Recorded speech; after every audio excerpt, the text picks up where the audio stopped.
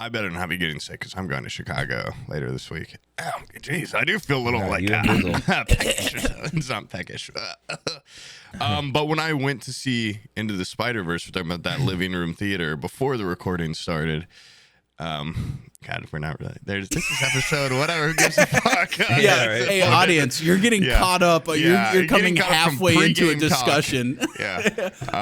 About the new Spider-Man movie. We're huge fans. Spider-Man movie. This is gold. This is gold. We got to record. Awesome. Yeah, this came out like 2 months ago now. But by the time this comes out, this new Spider-Man. It's awesome. This episode is 3 grown-ass men geeking out over a Spider-Man movie. I like Lego Spider-Man. I don't even like Legos. He's my favorite one. Fuck. I could try to make an effort. I don't know what episode this is. Probably 90. Yeah, it's 90-something. Stalt literally It's about goddamn turtleneck and watch episode time. It is, but, yeah. Yeah, when I went, though, to that theater, it was like you have assigned seats, and there was these 2 fucking nerds. And I knew, because you walk in the door, it splits. You have 2 ways to go into the theater. It's like seats 1 through 10, seats 11 through 20. I go through 11 through 20. You know, I'm 17, 18, 19 or whatever. These 2 little bitches are sitting in my seat, and we've got like 4 people with us.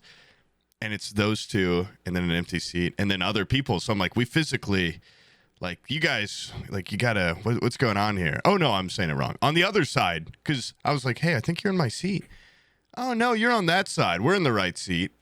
And it was just so funny because from where I'm sitting, you can see the nameplate on the front of their little table for the thing. And they're like, no, we're in seats 1 and 2. And I can just see it from where I'm sitting. It's like 1920. I'm like, no, you're...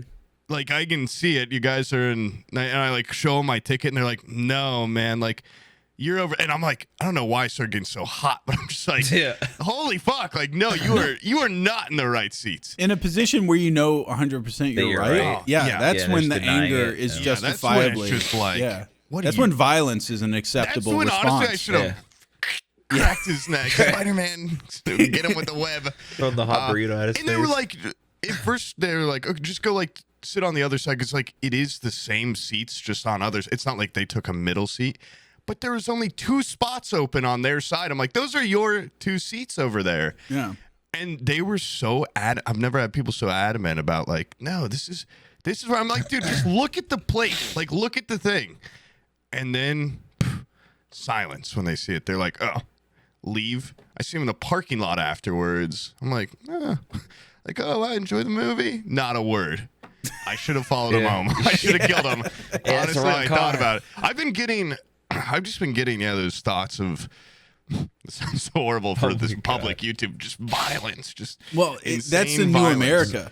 Yeah, you got to keep up. I'm getting, you got to keep what's up that with called? I'm becoming radicalized. Yeah, radicalized. Yeah, I'm not becoming politically. Politically, I think we're still the same, but I feel the violence in the air, and I just want a part of it. You know, I'm usually caught up in a vibe, like if I'm at a sports game or something, and it's kind of like that, just in the air in the city right now. Well, these other people are getting to run over protesters and stuff with a car, have random shootings. It's like, why can't we?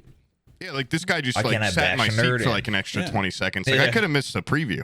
Yeah. And like what? Then my food gets delivered to his seat? That's what I was concerned about. Yeah. You ordered food. He's going to get my burrito? I don't think so. He's gonna That's be what like, you should have opened with. He would have had no context. Be like, no, I'm pretty sure it's my seat. You're trying to get my burrito? You want to eat off my plate?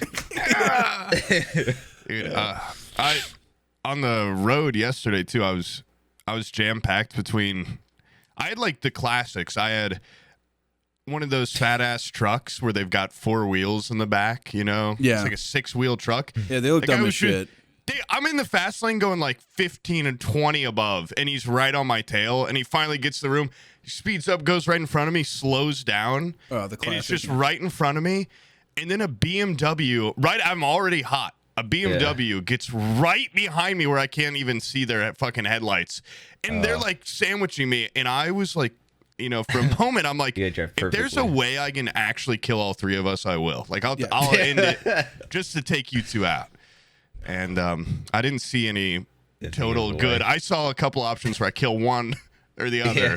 You pit maneuver one, he drives into it.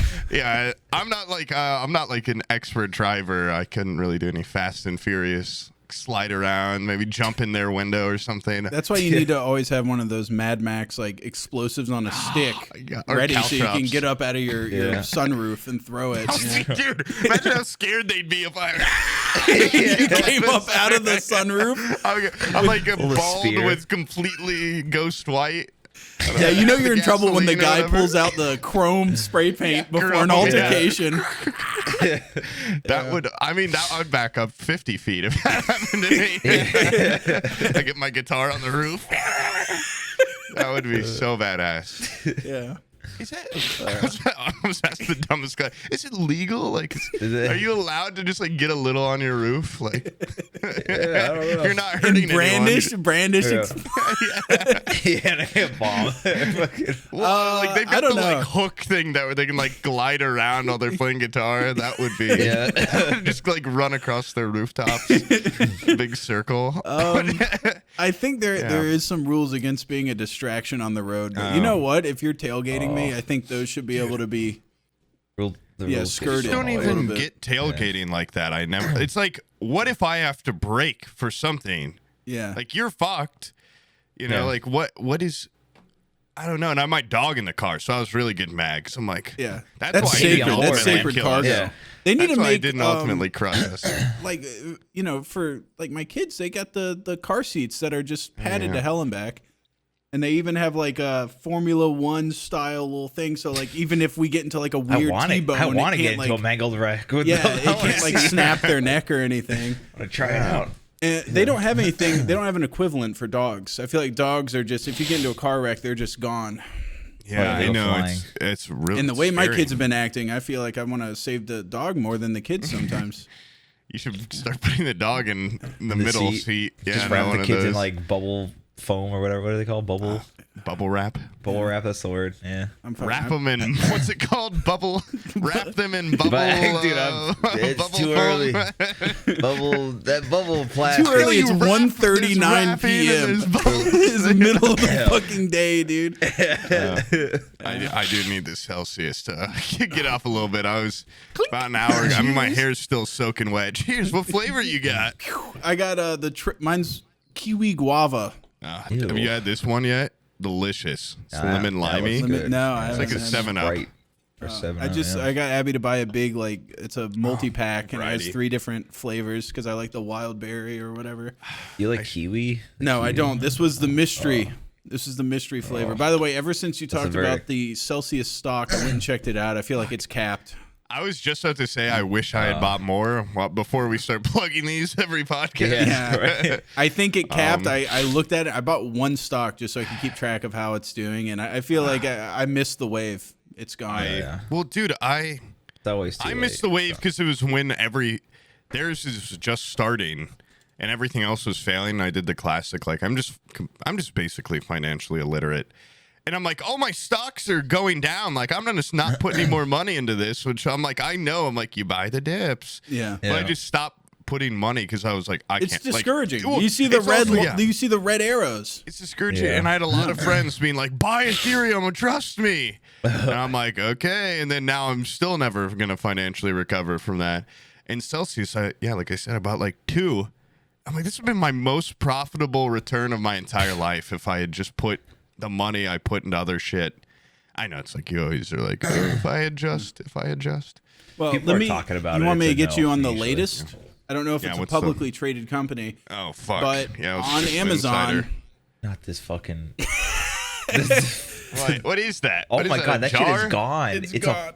Abby bought like 5 pounds of like these little sour straws. Strips? Yeah, they're gummy strips and they're sour. There's like holes in your stomach, dude. What the hell?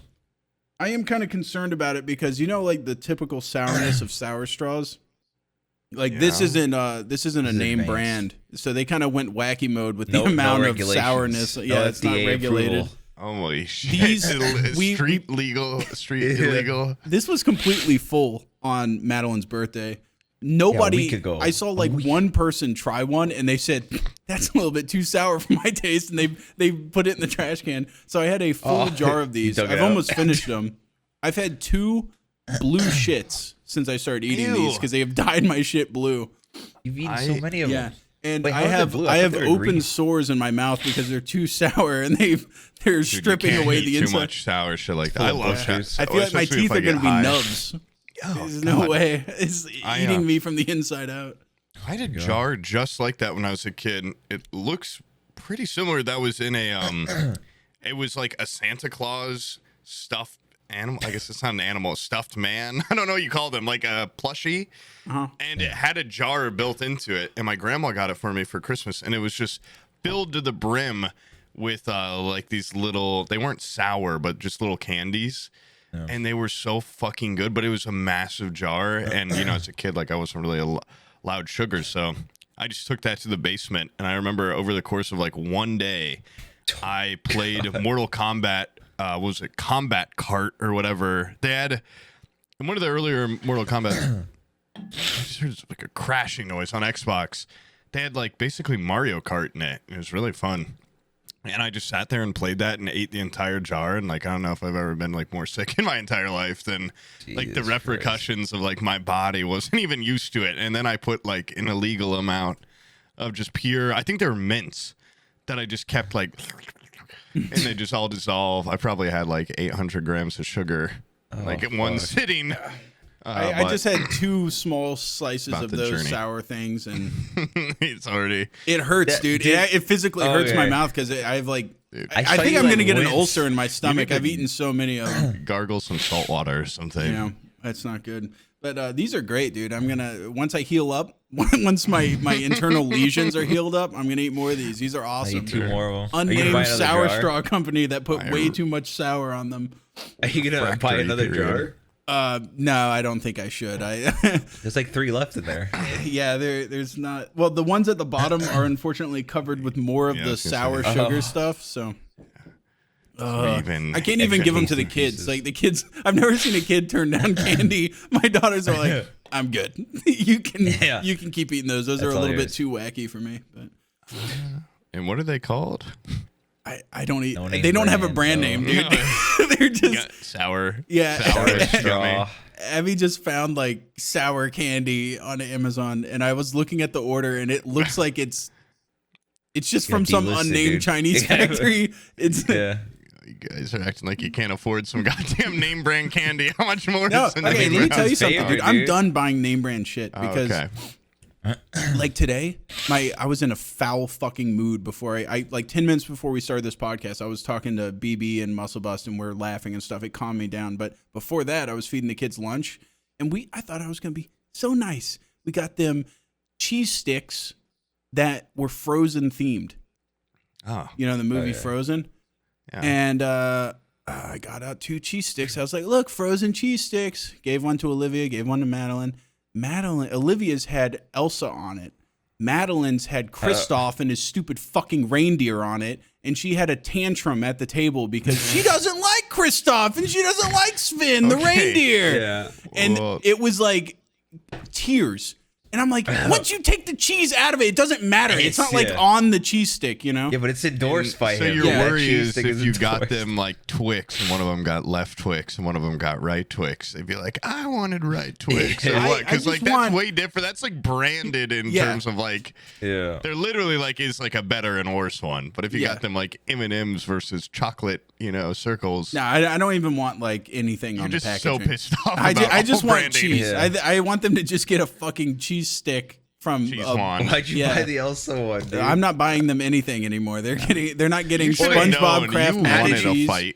How did you resolve it? Did you get her another cheese stick, or you're like, bitch, you eat this fucking goddamn? I ate her fucking pizza off her plate. That's why I did. I didn't even eat the cheese stick. I ate the fucking pizza size. I was like, if you're gonna bitch, you're gonna go to your bedroom and go take a nap. Yeah. And I'm gonna eat your lunch. You're gonna eat some sleep for dinner. Yeah. We jokingly joking, of course. I was like, if you don't eat that, I'm gonna feed you a knuckle sandwich. You know, as a joke. Yeah. And she doesn't get that that's like a threat. She's like, Dad, like, can I try a knuckle sandwich? She keeps trying to. What is that? What's a knuckle sandwich? Sounds good. And I was like, if we stay in the South, your future husband will probably feed you a couple of those at some point in your life. But we'll escape at some point. We'll go somewhere nice. I just saw a Gordon Ramsay beautiful knuckle sandwiches, babe. Don't even worry about it. MCM house in Indianapolis for sale that I was like, wow, I wish. Well, initially I'm like, wow, I wish I had that, and then I'm like, wait, but then I'd live here forever. Yeah. But it was like one of the coolest. There's a. This is so not like podcast worthy, but there's a TikTok page I follow where she's a realtor that specifies in like mid-century modern houses for sale in Indy. I follow some people like that. Yeah, some of them are really, really cool. This one was like spectacular, but it was also like $700,000. Let me tell you something. I thought your TikTok was just people getting cracked out and going crazy. Well, my following page versus my For You page, they change. Okay, the algorithms on videos, TikTok I are can just insane, go by the look way. at them. Yeah, if I want. Yeah, I just got a guy today. His name's Muffeater, and I watched him over like 2 months. You see this old guy that used to be like, I'm from Arlington, Texas, and I'm like horny. Like, if you're a girl and you want to come give me comfort, like, please. And now he's gotten to the point where he's just like, like, the video scared me. I'm like, no. Man. Like, he looks absolutely deranged. His name's like Muffeater33, and he's this horny old guy. We need to get this dude linked up with Brian. Did you ever see that video that Punzi posted on Discord where it was that grandma that was like, why aren't you coming over here to fuck me? I'm ready for you to fuck me.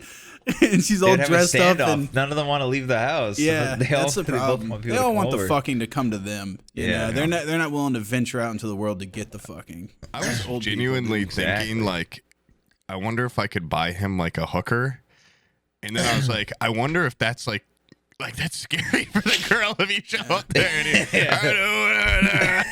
what if he fucking really murders the hooker? Like, that's on you. Me? Yeah. You would be implicated in some way. I'd use some sort of third-party software. So my Ethereum. Yeah, I use for all my Ethereum. I can hire hookers for crazy people on TikTok. I'd just feel like if he got pussy again, he'd be like, hey, I feel a lot better. He'd be normal, dude. Yeah. He'd just unwind all that damage that's in having. His name would be like Mr. Eater 333. Like, he could go on a total different arc. But also, if I was a girl and I walked in that house, he's always Resident Evil 7 house. There's like, he'll like a girl that's just like some hot girl. It's like, they're almost like baiting just for horny guys. So they'll be like, I'm looking for a partner. I'm sick of Tinder, blah, blah, blah. And it's like a hot chick, and he's this monster, and he'll be his whole side of the video. He'll be over there like rubbing his nipples. He's like, hold on, and he just makes like little like pinchy. Like, he just does like hand motions at the camera. Like if I walked in that house, I would I'd probably kill him, and then I'd leave. Like, oh god, dude, I honestly I love seeing people in a state like that. The incel state where they're just like so fucking desperate and they're so warped by porn that they're like they have no idea what the fuck's going on. Like, who's that that guy obviously has mental problems, but the dude that's like, I like the way you get naked, baby. What's that Babe Station guy? Sounds like Frog. The Babe Station. What's his name? Yeah. I like how you know how to get naked. Austin Powers. I like how you know how to get naked. Yeah, that guy. I don't remember. And he always has like these bad jokes that aren't even fucking jokes. Oh, fuck. I can't remember his name. Stephen Dawson? Wasn't that his name? Stephen Dawson? A guy from Dawson's Creek. Apparently, he kept fucking like hitting on minors or something. Oh, really? Dude, people like that will just try to fuck anybody. They don't care. They don't care. This guy would, there's basically in England, it's a very strange place. They have like, state-ran entertainment. And so they have like Babe Station. Yeah, and they have Babe Station, which is like state-ran porn. Where it's like on their TV. Like porn propaganda. Yeah, porn propaganda. And so there's these ladies that just do softcore porn for God bless the Queen. Yeah, for the state, and then they put it on BBC. Long live the Queen. Long live this guy watches Babe Station, and then he'll sit there and like tweet out to them. Like tweet out to the ladies. Yeah, like imagine if Muffeater had state-run porn channel. He'd be going. I don't know if that'd contain him or make him worse. Like, no, it would make him worse. I feel like. Yeah. Yeah. That's insane. I didn't know they had anything like that. State-run I think you have to pay though, isn't it? Like a pay-per-view or premium channel or something. Yeah, they have to get their porn license or whatever over there. They have to get licenses for everything. Their porno license. Yeah. It's like on DirecTV when you go past HBO, you start getting into like. I used to look at this as a kid and be like, "Oh, like, wow." I wouldn't, I didn't want to watch any of them, but I was like, "This is pretty racy to have on a TV." Like, oh my god! I don't know how many times I would like leave HBO on and then like wake up in the middle of the night and it would be some like NC-17 movie that'd be playing French film. Yeah, and I remember there was one that I watched that had like softcore porn. I think the movie was called Nightcap. Sounds like a sexy, and it was like softcore porn, and then also it was like a slasher flick, and so I was like seeing violence I've never seen before, and on top of that, horror film. Yeah, I was seeing a lot of titties and stuff. That on top of I had a you mentally, you're like I can't come until I see some bitch get stabbed. Yeah, it like, warped me from that point on. I was like, especially that would Friday the 13th, like all those movies.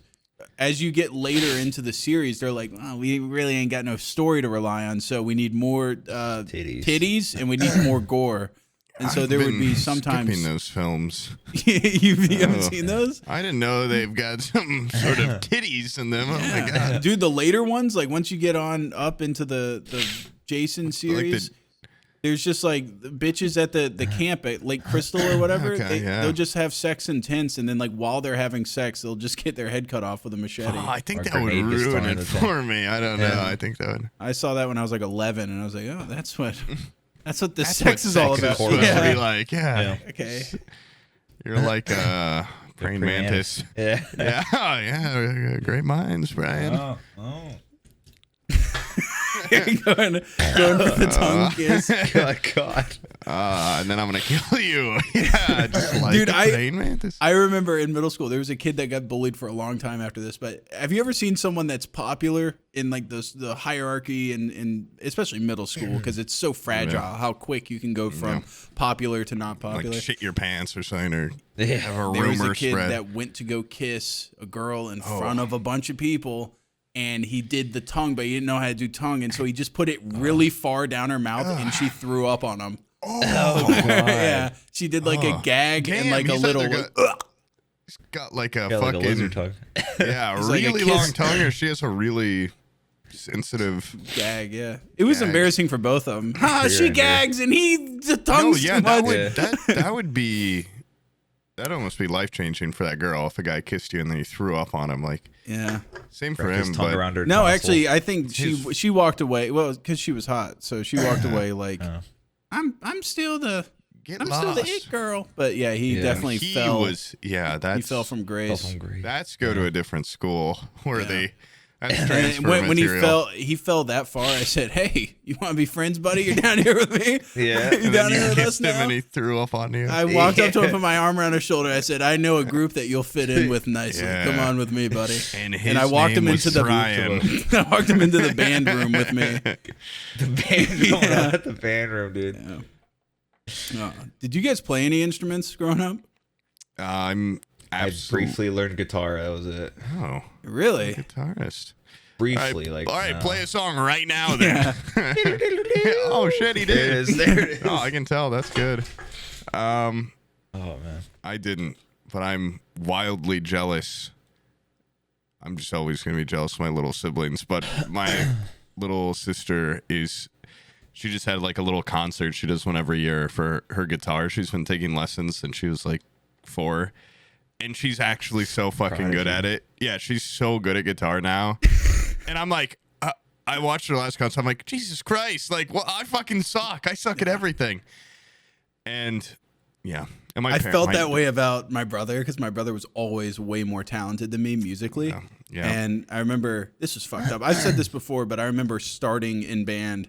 And I was playing, and like I heard my mom talking to the band instructor, Mr. Perigo. Oh, yeah. Yeah, and the band instructor was just like, he was like, he ain't no Zach, you know. He ain't. That would actually kill me. Yeah, someone said that about me. He ain't as good as Zach. And then my mom, like, I heard it and I was like crushed. And then my mom turned around, being an awesome mom. And later in the car, she told me, he said that. I was like, oh, so I didn't just mishear you. Actually, yeah. She's like, band instructor says you suck ass. Yeah, and you should give perceptive. You can tell you're no Zach. We all can.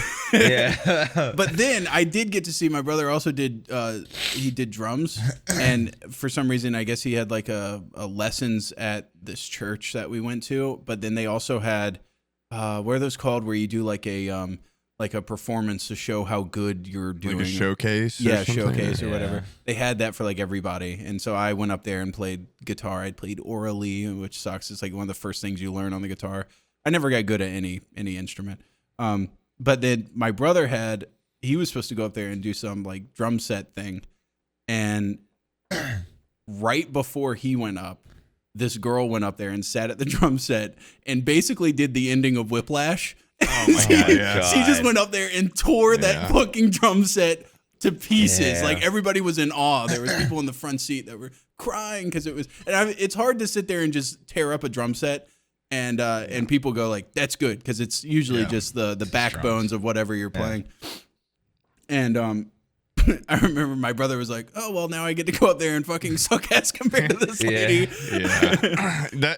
that basically, I was at this thing like 2 days ago, and the person before my little sister was like not only like 10 years older, but the instructor came out and was like, this guy's going to the like finger picking Indiana championship or something. And he was out there just like, like this. But he wasn't singing, but he was tearing it up. Yeah. And my mom was like, damn, she's got to follow this guy. Yeah. And I think it was only saved by like, she's definitely not as good at guitar, but she did singing. Whereas he didn't. So she got the crowd a little more, and she did Starman. So the crowd was like a little more into it. And also it's funny, she doesn't sing in front of, she's like super shy, and she won't sing in front of anyone except for my nephew because he's just like a little fucking kid and he doesn't know anything. And then she sings now, and she's like belting out there, like she's just killing it. I'm like, what the fuck? Like that was like her Catalina wine mixer moment. Yeah, it was. Yeah, it was. I was kind of hoping she'd sound like shit, but voice would crack. Yeah, some shit. Yeah. No, it was beautiful. I almost shed a tear. I saw my older brother. I caught him pull one of these. I saw him. Oh yeah. After it. Yeah. My eyes. I could do that if I wanted. I didn't bother doing it. I should have gone up there and done a tight 5. They said it was an open showcase for anyone. After her, oh, you thought that was good? Check this out. I'm her older brother, and I'm better. Just all wasted up there. Just a bunch of elementary school kids. Oh, that little bitch don't sing at home. No, she was great. She was great. She's going to somehow see this one day. What the fuck? I was the whole time like, I'm so proud. I honestly need to stop talking about my brother because I know he listens to these. He watches he's in this fucking office now where there's like no human contact, so he just pretends that he's friends with us. But he's not, right, guys? We hate that guy. Panel. No, I never even heard him talk. Yeah, I love him. Bring him to TwitchCon, dude. Yeah. Yeah, I should honestly. I should bring him. Zach, you want to go to Vegas? He's not going to answer.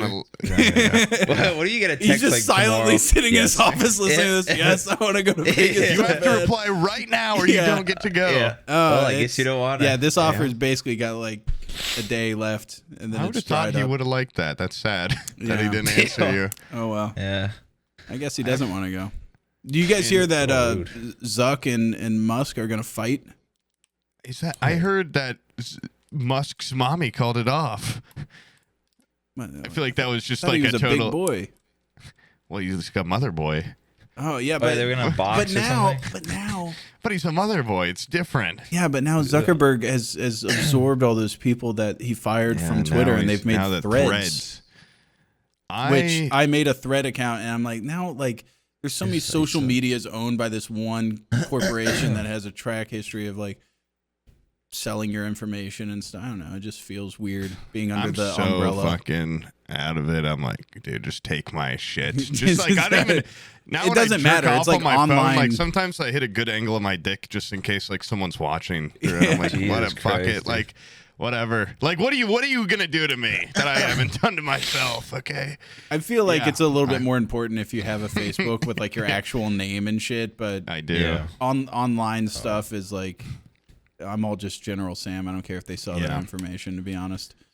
Well, they know who you are, really. They I'm know. sure they know Everybody everything knows. about it. I'm like, that's Your already shit's too out in the deep. open, Like, they dude. know too much about, like, what new Yeah, information Threads isn't are really going to to stop it, to be honest. what are they? Yeah. What will they grab that Have you been on haven't it, already? though?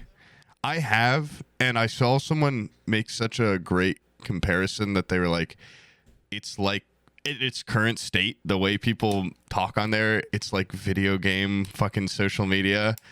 Like, it's like your 2K character. Like, when they go on Twitter, like, everything just feels so corporately, like, how is your day going right now? Like, what's your favorite color? I feel like there's a lot of flooded fake interaction type tweets or threads made. Yeah. I'm just Those 70 million accounts are probably bots or something. Or more like. I don't know.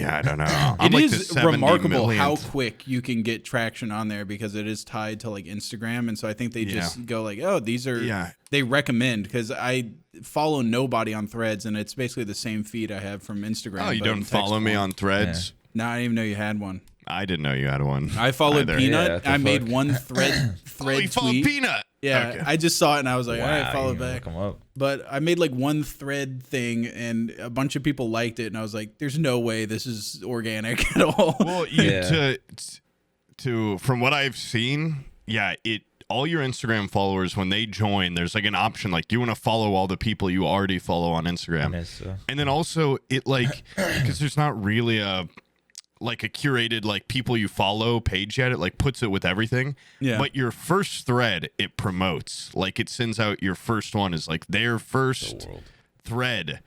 And I think that's probably why it would have more traction than like if you made subsequent. Oh, okay. I I also don't like how when you like on Twitter, it's just like, what dog shit do you want to just tell the world? And then on Threads, it's like start a discussion, and I'm like, I feel like you have to have like something of more substance than just like like just dog shit on Twitter. Twitter's just like, scream something into the void, but Threads is very much like, start something intriguing. You must it must actually be a conversational point. And so then I get more of like the hang up. Are traps gay? Yeah. the classic. Is it? Yeah. And then everybody responds, but nobody really responds on Threads, I feel like. Are you talking robots? Would you just not have a profile picture? Yeah. What are you talking about? All this traction, dude. You got 63 likes. Okay, That's a huge number from zero. Yeah, that's a lot for like I'm following one person, and I haven't but it's advertised not about how many it. people you're following. It's about I just how many made followers it. you have. I've told nobody about it. It just goes. It happened to you. Yeah. Hello.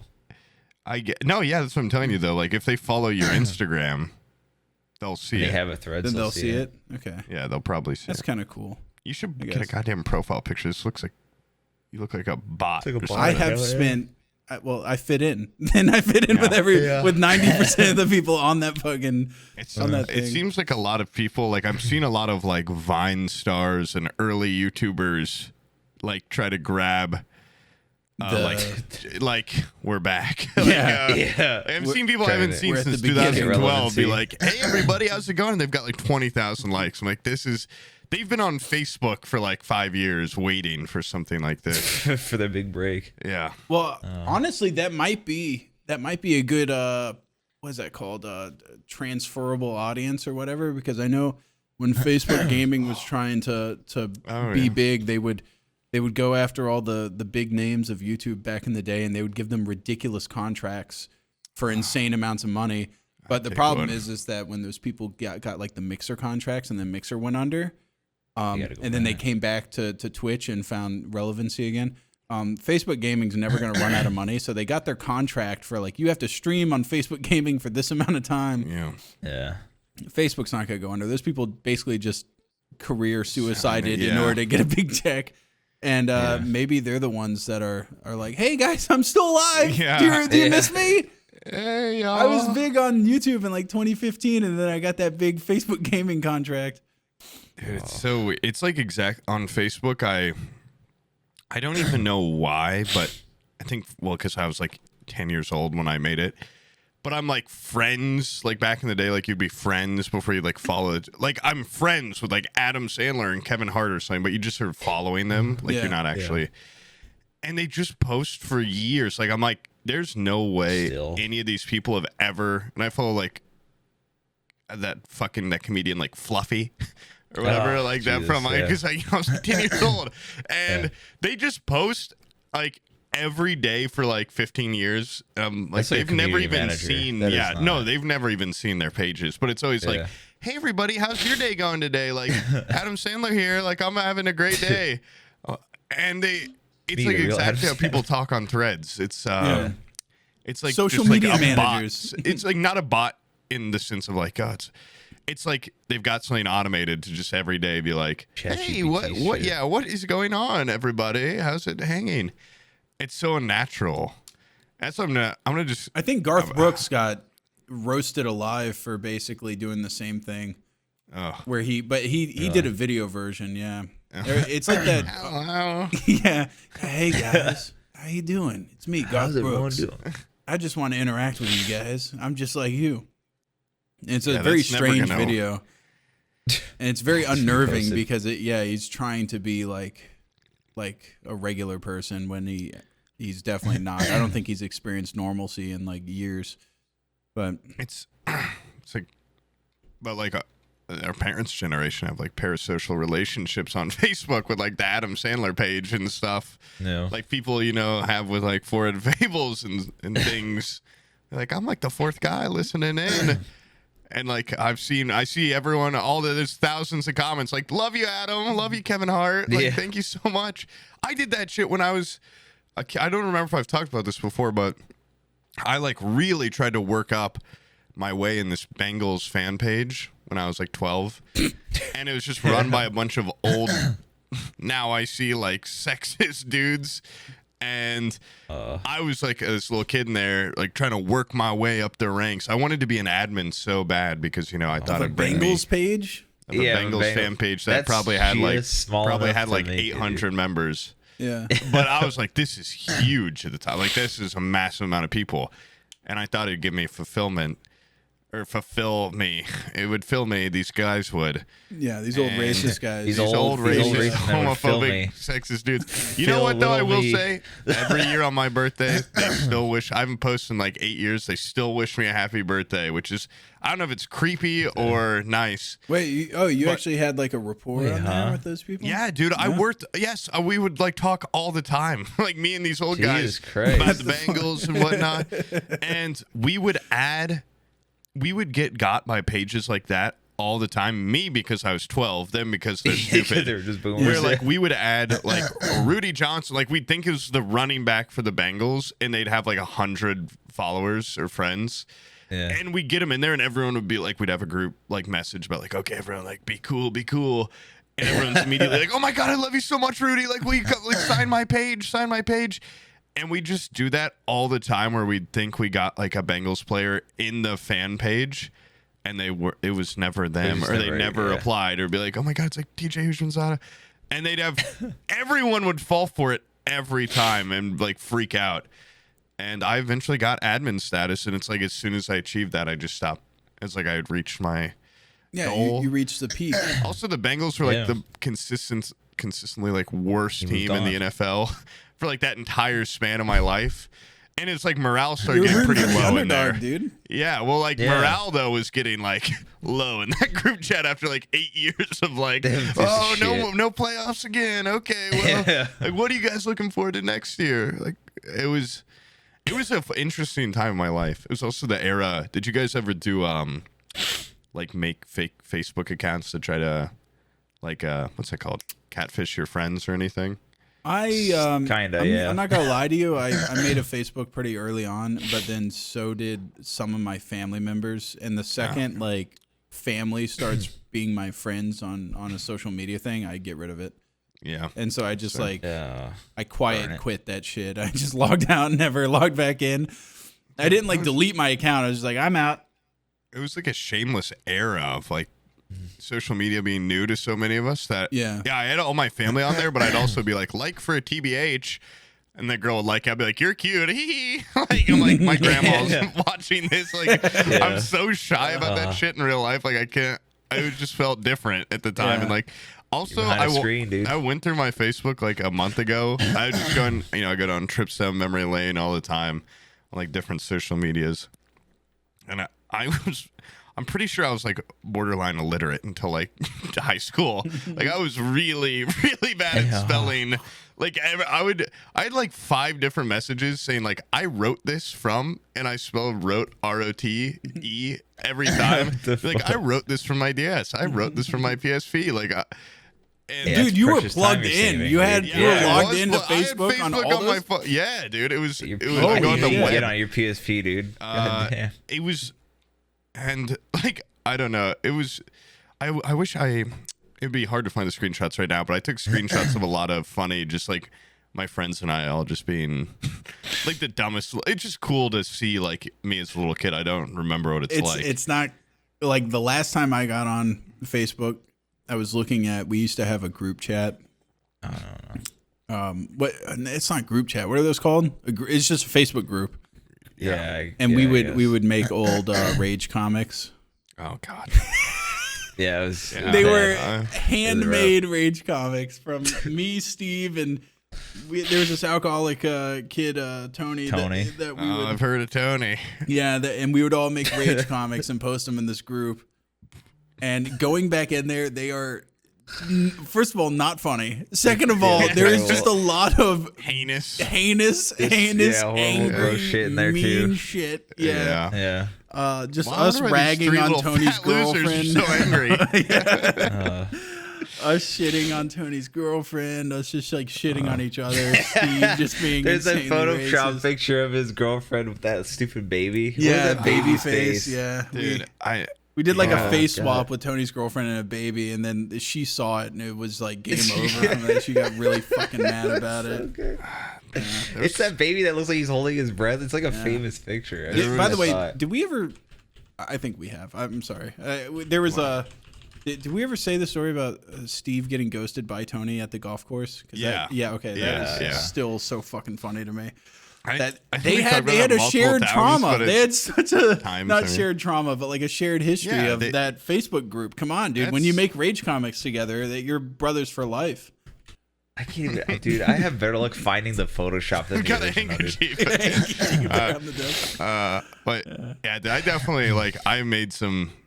If I could see like my iFunny account when I was so desperately trying to get featured, like I'd probably kill myself if I had to like look back. If someone like held me, like strapped me in and like had a little clicker and they're showing me like my fucking handmade. I comics. remember some of the iFunny era because you would get stuff from iFunny and then you would I remember I shared something to you from iFunny and you're like, didn't even cut out the watermark. You would cut out the watermark on stuff.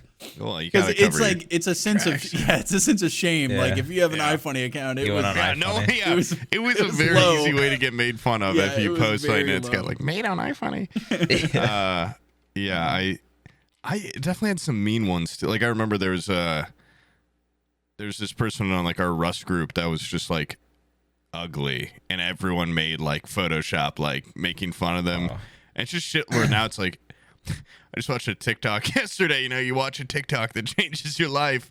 I didn't, I've already grown up, but it was like, have you seen those videos on YouTube where it's people talking about being ugly? And it just makes you like, I'm just like, I'm so fucking sad for any time I've ever been like ugly. It's just people like that just know they're ugly. But sounds they are really ugly. I've really grown. These people are dogs. No, but they just have videos like about the ugly experience and like how they're treated and stuff. And it's like it's true because I'm not saying I'm like a handsome guy, but like if you're not like traditionally ugly, you like see it, like you and your friends all fuck with people, or like it's so easy to make fun of someone just for like ugly, and they're like just make these videos where they're like, I fuck this sucks so fucking bad being ugly, like or they're just like crying. I'm like, fuck. Oh god. Yeah. Like there's like literally like they've done nothing. Their only crime is being ugly. Yeah, but it's like one of the few things you can make fun of someone for without being called like racist or sexist or whatever. It's one of the last, and that's coming from an ugly person. Like it's one of the few things that you're not ugly. Like I'm not traditionally handsome though. Yeah, but I don't look like the. Poop's talking about like circus. I'm talking like about circus freak level ugly. I'm talking. Well, like an eyeball coming out of her mouth kind of shit. No, like, it's sad too because some of them are like not ugly at all, but they're just they've been told they're ugly so much that they're like, I'm fucking ugly, I suck. Well, why don't you go fuck them then? Yeah. Oh, you ugly if lover. You feel so bad, go make him come, right? Why don't I marry him if I love him so much? I feel so much sympathy for him. Go fuck no, on. I just feel horrible for like when I was a kid, and people would be like, ugly. Yeah. It was just so. I mean, kids just do shit like that, though. Yeah, I do love it. By the way, you said like the Rust group, and you said a person was ugly. It's a chick. First of all, I feel like that was probably a woman, and it is hilarious because there's been multiple women over the years that like as soon as someone finds out that they're not just like supermodel level, it's like they pick them apart, and I'm like, we're just like a bunch of greasy, ugly little kids ourselves, but we're just boys, so it's different. Totally fair. I didn't make one of these like comics about her. It was a woman, and I remember the build-up. Like, there was this girl in the group, and everyone's like, you got to show your. I felt so fucking bad for her, even at the time when I was like a dirtball, because I'm like, guys, like, just think, like, this chick, like, look at all of us. Like, no one here is like fucking model. Like, we're playing Rust like 12 hours a day with this girl. She clearly doesn't want to show her face. Like, they, like, pride her to, like, show us what you look like. Show us what you look like. And then when she revealed herself and she was ugly, they just stopped talking to her. Like, they just completely were like, okay. I'm like, what the fuck is wrong with, like, we're not here to have sex. We're here to play Rust. Like, she's a good Rust player. If she was hot, she wouldn't be on Rust and Discord all fucking day, right? Yeah, I know. I'm like, what? Those are very few what is and the far end between. game there? Like, oh, nice, you're hot. You can still play Rust with us. Like, yes, they're teenage boys, dude. You were teenage boys. That's exactly. Yeah. Some of these exactly dudes the were thought adults, kind of. Oh, really? Yeah, I'm like, I mean, they're older than me. I'm like, what? Yeah, I guess that is that. But I'm like, she lived in another country. I'm pretty sure. Like, what's man. horny? I don't want any Uggies around me. Half these guys are fucking bald and fat. I'm like, what is going on here? It is like a classic though. It's like an age-old video game. Dudes see a chick and they're like, what? She's not totally hot. She's playing Rust with you, dude. Yeah. Come on, yeah. I knew I was like or whatever at the time. I just felt bad because I knew how much it was being hyped up. I'm like, this is, unless she's like big reveal, at least average, like this is not going to go well. Yeah. I remember basically the same shit, but on God, it was Tony, but it was some chick on like Rainbow Six or something like that. Yeah. I forget like in what context we met her, but her and Tony were like obviously attracted to each other. And then she sent him like nudes, and he just comes back to the call and he's like, yeah, she's got like sweet potato tits. Like, nah, I'm good. Never talk to her again. Like, she was just gone from the group. And he was just like, they just look like a couple sweet potatoes. I'm out of here. And that's always stuck with me because I've never heard of tits, like saggy boobs being called sweet potatoes in my life. I've never heard that one. It was pretty funny. But, yeah, it sucks for her. You know who really ruins it for those girls is like every once in a while, they're actually like there would be like a very pretty girl on Rust or something that you play with. And it's like, I don't even think they should be allowed. Like if you're really hot, you shouldn't be allowed to play games. Video games, that's the realm for the uglies. Yeah. It's for us, bitch. Yeah. Get gone. Get your attractive ass out of here. Let's have one thing, please. Go shopping at the mall or something. Yeah, and if you're good and attractive, fuck off. All right. Like if you're attractive and play games, at least have the goddamn decency to suck. Yeah. You know. Yeah. But so that way I can teach you. Yeah, And, like when I heard Henry Cavill plays games, I'm like, fuck you, dude. Like, he's like really into Warhammer. Like, he's like into like stuff. super nerdy. He's like way nerdier than me, way more handsome. He's probably good at shit too. Like, probably fuck fat off. cock. Literally, I saw Superman. a video of He's him. Literally a super. He was doing like a live stream of him putting together his PC in his big ass beautiful house. I was like, fuck you. You can even put together your own computer. I got this goddamn graphics card sitting here. I can't figure out how to put it in my PC. Oh, dude. Speaking of, You still haven't put it. Now in it's there. in the box. It's past the return date. So What now the I'm just fuck, I'm dude? just sitting here like crying with it. that's actually pathetic. It is pathetic. It's sad. Speaking of, it just reminded me when I said the mall, and I was talking about ugly. Well, this is actually going to sound horrible when I first say it. The ugly person comes later in the story. Yeah. I went to a mall in like, I've talked about before, like the Eagleton part of fucking Indianapolis, like the ritzy, all these fucking, ooh. Yeah. I had to go up there anyway for the first store I got to. I'm like really going to dox the hell out of myself at some point. I've already had people triangulate me. I was way south and I was at a shitty mall and I was walking in. I was like 5 paces, as I walk, to trailing this, just assume like transsexual woman, but she was also like 6'5", like she was huge, and she was walking in the mall, and like I see her, I'm like, oh, don't think fucking anything of it. I shit you not, as we're walking into the mall, I'm like right behind her. Every time she passes a group of people, there's like this group of guys. They're all like, "What the fuck? Fuck that!" And she can clearly hear them. And I was like, "Jesus Christ! Like, where are we?" And then like we get into the mall. Everyone she walks by. Everyone's like looks like she had a fucking bomb strapped to her chest. And she went up the escalator, and I walked by, and this here I am judging someone. I guess this fat troll woman was sitting there on the phone, and she was like. And I just so wanted to be like, bitch, like look at yourself, like look in the mirror. Yeah. In the mirror, you got like shit stains on the front of your sweatpants. And your Also, she was just huge and like strong. I'm like, I just wanted her to be like, what? And they would have crumbled. But I was just like, I don't know. It's like I see that shit online all the time, and I'm like, oh, you don't think you would like see it in person as much, but I was like, holy fuck, like everyone is just being like pretty horrible to this person just minding their own business, fucking walking through a mall. I'm like, you can't even go to the goddamn mall. Can't even go. They went into Lululemon or something. Can't even follow them. Well, from the back of the parking lot all the way into the building, up the escalator, and then into the bathroom, onto the aisle that they were shopping on. And and then I was tracking them to make sure you're up to no good. It was just weird. I was like, I was just like the gall of some of these people to be like. Really? Like, oh dude, my god, okay, really. You also have to like keep in mind of where you are. Yeah, I am in like Indiana, bro. Yeah, I'm in Indiana, but I'm like, and I'm in like kind of like already like bitchy part of Indiana where everyone's like it's like a fashion mall where everyone's a cunt.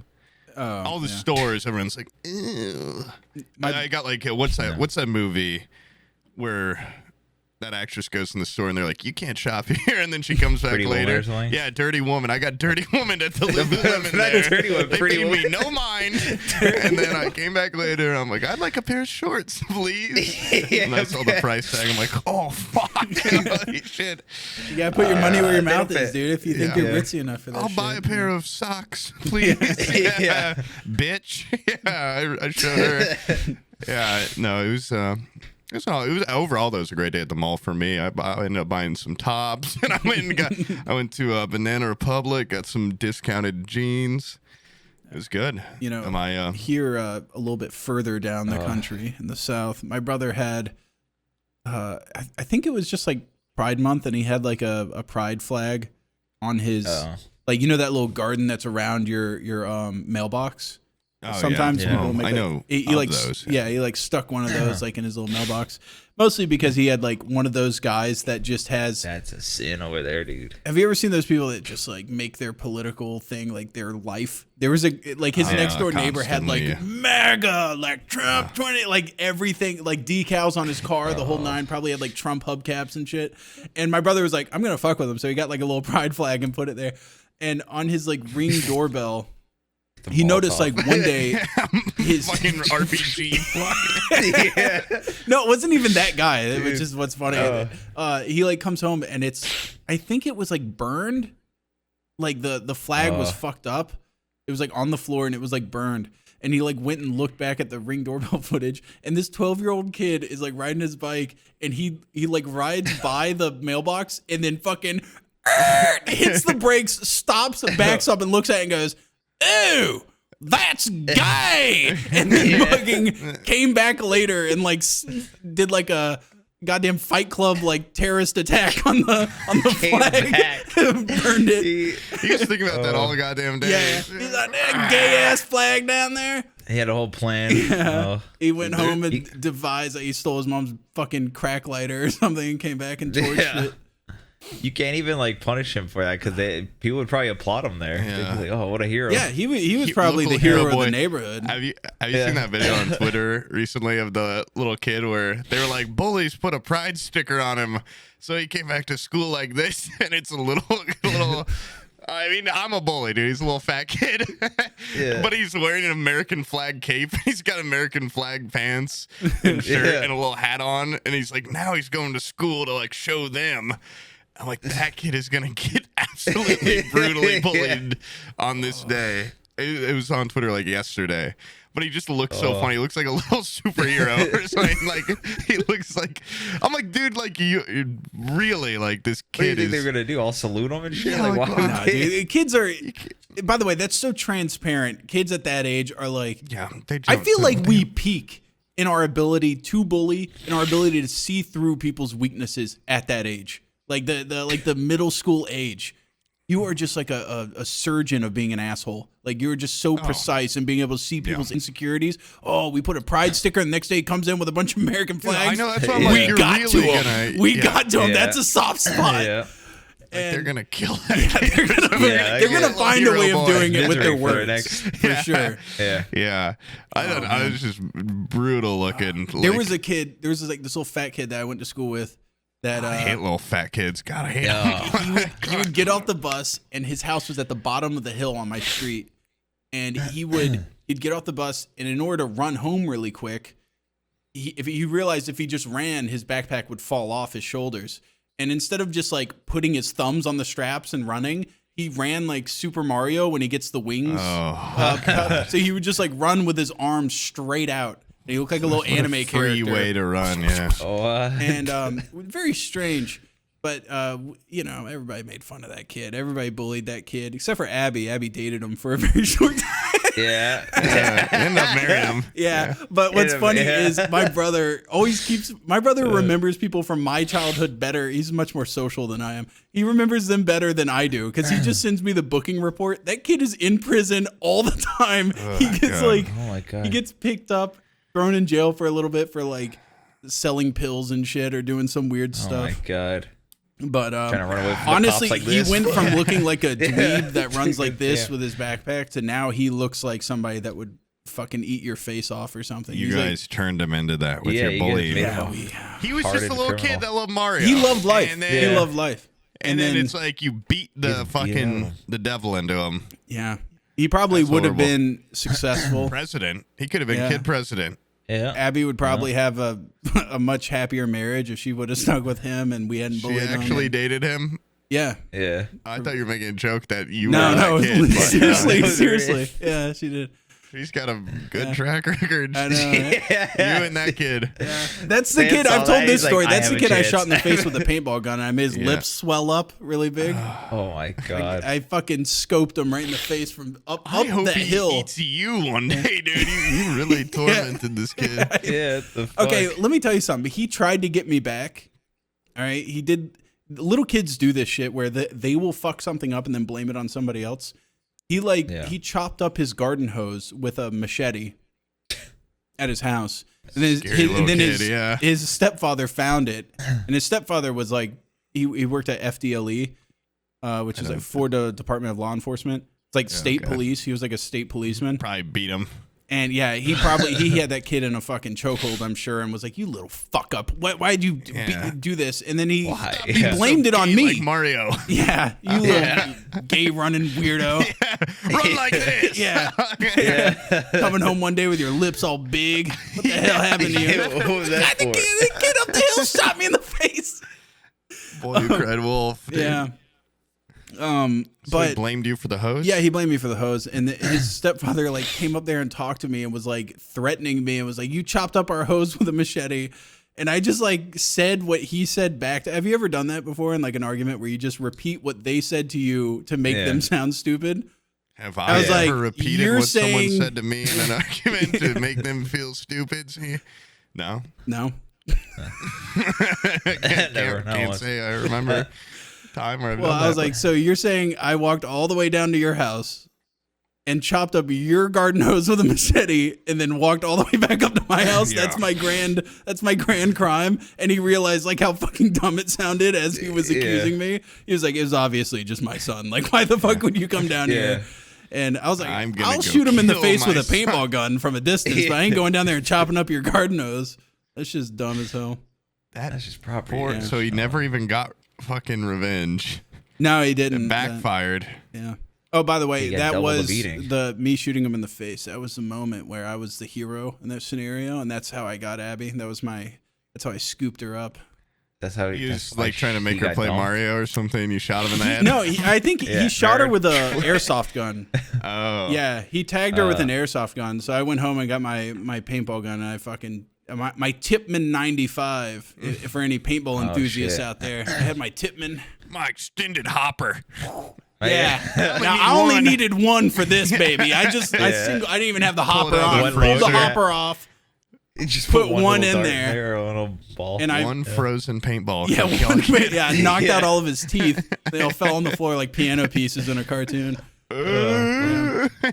No, I got a huge talking to after that. His stepfather was like, "Look, I fucking hate this kid. All right, he's obviously going nowhere in life, but you can't shoot people in the face with a paintball gun." Like he's like, "I'm like state police dude. Like I could seriously get you in trouble." And I was like, "But you're not." But you're not, are you? Yeah, he gave you because you probably get the feeling, the sneaking suspicion that little shit deserved it. And look who's in the right now. You know, he's in the booking report all the time. This guy's not.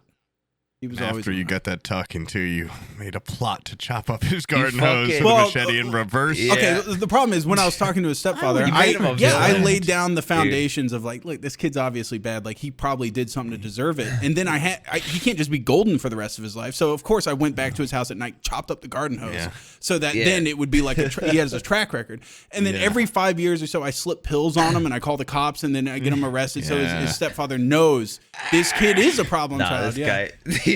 Watch him be like the squeakiest, cleanest dude, and he fucking. And I've been sabotaging his life repeatedly. Yeah. Oh, he just dated Abby, and you stole her from him. Dude, you fucking ruined this guy's life, dude. Framed him for hose chopping and pills. Yep. Oh, bad. Yeah, like 100 times. In the prison, he's looking right at you in that picture. He's like, "I want to hit your face one day." He has no idea it's me unless he listens to this podcast. And then he'll know. No, seriously, if he ever fucking triangulates and figures out that I'm talking shit about him, this guy is a scary dude now. He went from like a normal person that I was friends with to like his. Have you ever caught up with people and like that you knew in childhood and then like the adults they became are like scary? Like his mugshot, he looks unhinged. His eyes are like pointing in different directions. I hear him. What the fuck was that? That kid. He broke out of the local penitentiary. He's coming to kill you now, Sam. Run! Yeah. Dude, he's gonna get choked by a chopped up piece of hose. What if we just saw that kid sit down at the chair, big lips, crazy eyes, eyes darting all around the room. What the hell was that, dude? What was it? My iPad thought I said like Siri or something like that. and was just talking to me and was like, "Do you want to connect to an audio device? You need to." And I'm like, "What the hell's going on in there?" I locked my fucking office door so I wouldn't get disturbed. And then all of a sudden I heard a strange voice. I was about to go on a rampage. Hello, Sam. Hello. Yeah. I hear you talking about me. Yeah. But looking at that guy's mugshot, that is not the same human being I knew when I was a kid. I'm like, what happened to him? My IRL friend Discord, they frequently go through like our local police office and see all the people, and it's like there's a lot of people from high school, like a lot of people that are now just like. There's two types of townies. There's the ones that try to save the community, and there's the ones that are the bane of the community. Yeah. And those kids that you went to high school with, they're one or the other. The Batmans and the Jokers of my hometown. Yeah. And some escape, and you go, Godspeed, sir. You. Get out there and be somebody. And then they just terrorize a different town. Yeah, they're probably they're on some other town's booking report. Yeah,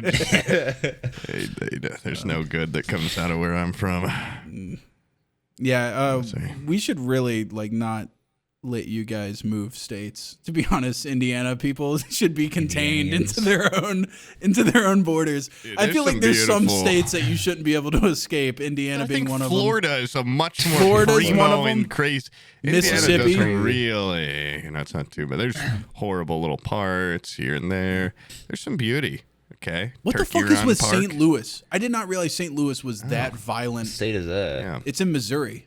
Yeah. Missouri? Yeah. Oh, what's Missouri? Well, I forgot Missouri was a goddamn state, first of all. It's and then armpit of America, my mama says. Yeah. And then, I remember... I apparently it is, really violent. Super dangerous, yeah. If you look at, the per capita homicide rates, I think it's internationally... It's like a bunch of Mexican cities because of the cartels, and then it's just St. Louis. It's like the first actual city that isn't in the big skewed leagues. By a cartel or some sort of open conflict. It's just a normal city that is run rampant with crime. I know a lot of people from there too. Yeah, that are always they list off the areas not to go to, but they seem to really like it. Yeah, I don't know. It doesn't. I had a friend in high school that I used to play League with him. And I was like, "Hey, dude, what you doing?" His name's Charlie, and he was like, "Oh, I left Tallahassee. I'm living in St. Louis now, and I work at a sex shop."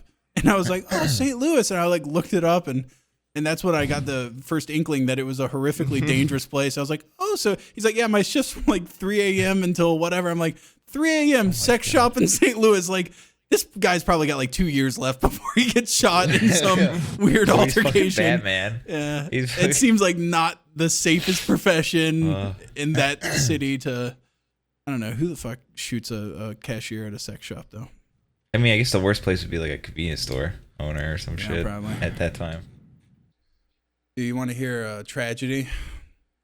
What? So I got a bead curtain.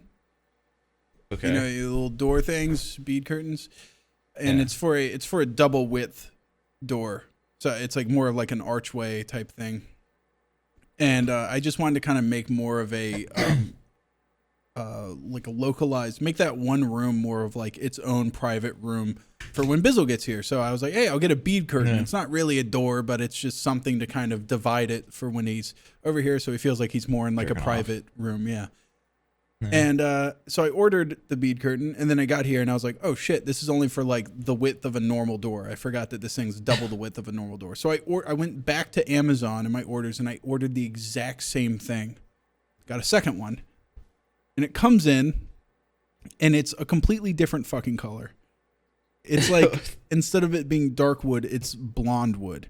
And I went and looked at the product page, and there's nothing there where you can, select what color you want. Yeah. So then, of course, I now ordered a third one so that when the third one gets in, I can just hold it up and go, which one does it match? And then take down the one that doesn't match and send it back. Yeah. And because I've ordered them, basically I ordered the first one, it got there. I ordered it on a Monday, it got there. And then I ordered the second one on a Monday, and then it came in. Now I ordered the third one. It thinks that I need these, and so it's hey, subscribe to order these bead curtains every week. You need another fucking bead curtain? Yeah. You need your weekly bead curtain, bro. And I'm like, it popped up in the beginning of this podcast. It popped up on my Echo, and it was like, yo, you want that bead curtain? It's about time for you to get another one. Yeah. No, I'm all good actually. I think this is all the bead curtains I need. What the fuck? It looks fucking awesome, but it was the worst idea in the world because the kids found it and they love it. They just come in here and just start like air punching it and stuff because they just love the beads flying Dude, everywhere. That shit's awesome. Yeah, I used to do that. One of them's gonna get like. You ever seen that movie Tarzan where the bad guy gets killed, but you know it's a Disney movie, so they don't want to show Tarzan fucking using his big muscly feet to strangle the guy. So they're like, how can we do it where the bad guy kills himself and he gets wrapped up in all those vines and he's swinging his machete and he cuts the vines and one's left around his neck and he falls and hangs himself. One of my kids is gonna do that on this fucking bead curtain, dude. They start flailing around and one got wrapped around Madeline's neck and then she went to go run and it like yanked her back. It's like a shocking amount of children that die from like drawstrings on blinds. Drawstrings, really? Yeah, because people like instead of having them all separate, they go, hey, it's easier if I just grab them all and then tie them in one knot. But then that technically makes a noose. And little kids, if you have the blinds pulled all the way up, then it's low down near the floor, and they hang themselves on it like idiots. Yeah, they're just dumb. Kids are stupid as hell. You know, it's a tragedy when a kid loses their life like that, but at the same time, you're like, that kid gonna do anything important if he gets killed by cancer? Yeah, he wasn't. Maybe You're just kind of getting rid of one of the stupid ones, I think. I would like to think that, but I've seen my kids do some really dumb shit. Yeah, you just talked about your child almost hanging themselves on a bead curtain. A bead curtain's a little bit different than blinds for a window, dude. And almost killing yourself is very different than killing yourself. Yeah, true. Yeah. Almost killing yourself is what's called a learning experience. It's how you get stronger. It is, yeah. Yeah. By the way, I saw we were talking about that like Zuckerberg Musk fight, and you were like, is that even being called on or off? Well, another one that's like, I don't even know if it's real, was that new Oppenheimer movie coming out, and I really want to see it.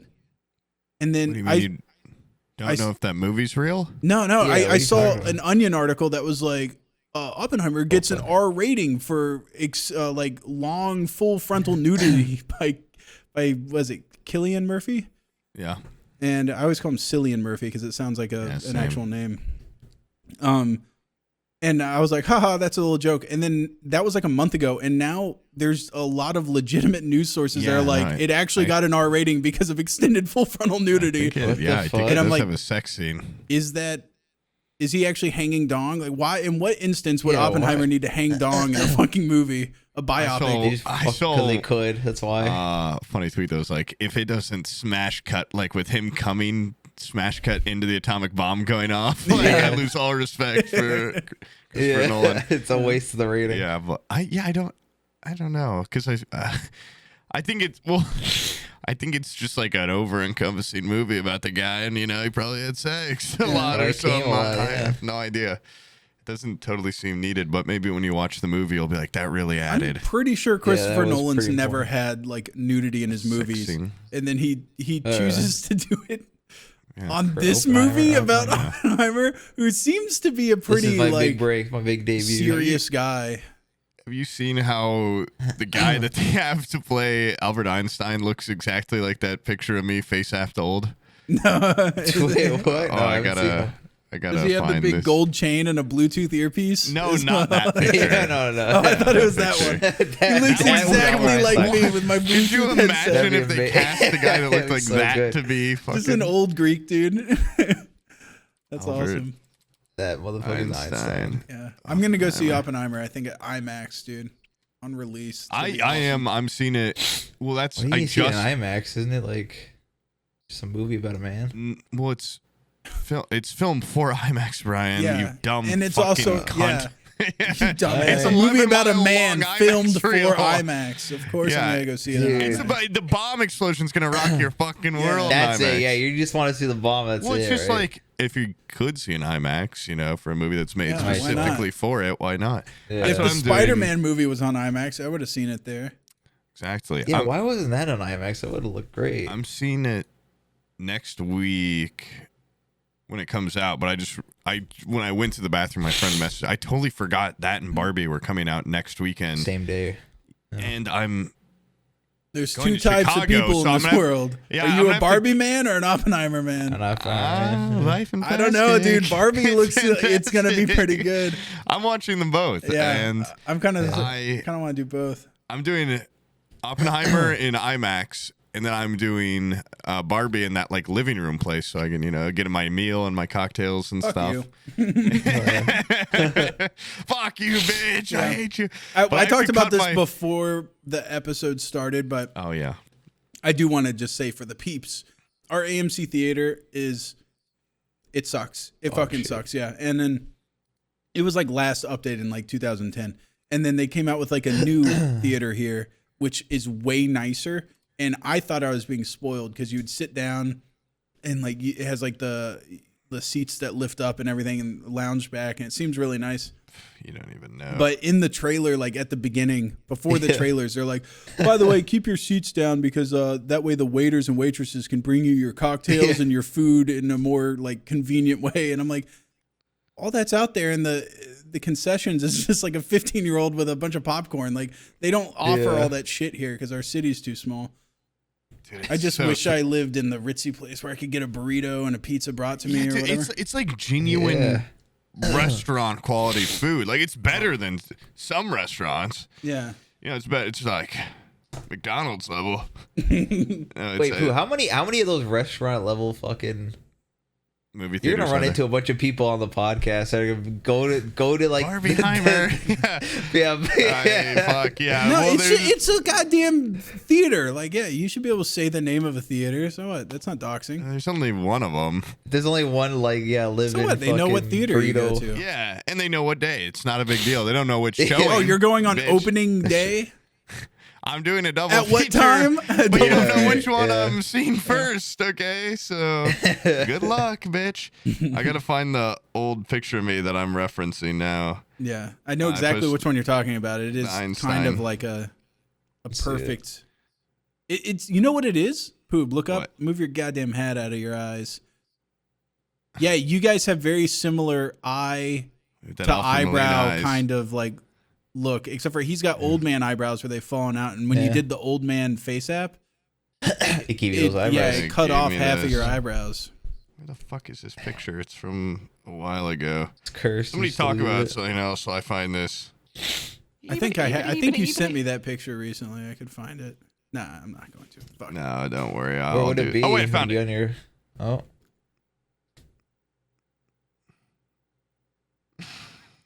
It's uploading. Sorry, bad Wi-Fi signal down here. I got an extender recently. It's not doing anything too great. Yeah, it looks like that is like after he receives bad news, and then yours is like Einstein just got his dick sucked. Is the bottom pic. Yeah. Einstein after top. Oh yeah, I remember seeing that. I remember seeing that picture because it looks like the fucking guy from that fucking where they go camping or they go to do a mail-in rebate for gas or whatever. Yeah, it looks exactly like the old dude. Oh yeah, Ray Primus or whatever. Yeah.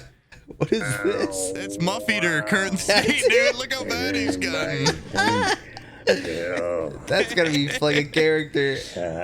Wake up, it's like slow. No, dude, all sitting stuff like 8 likes. Like he's not like doing some bit. He's just fucking crazy now.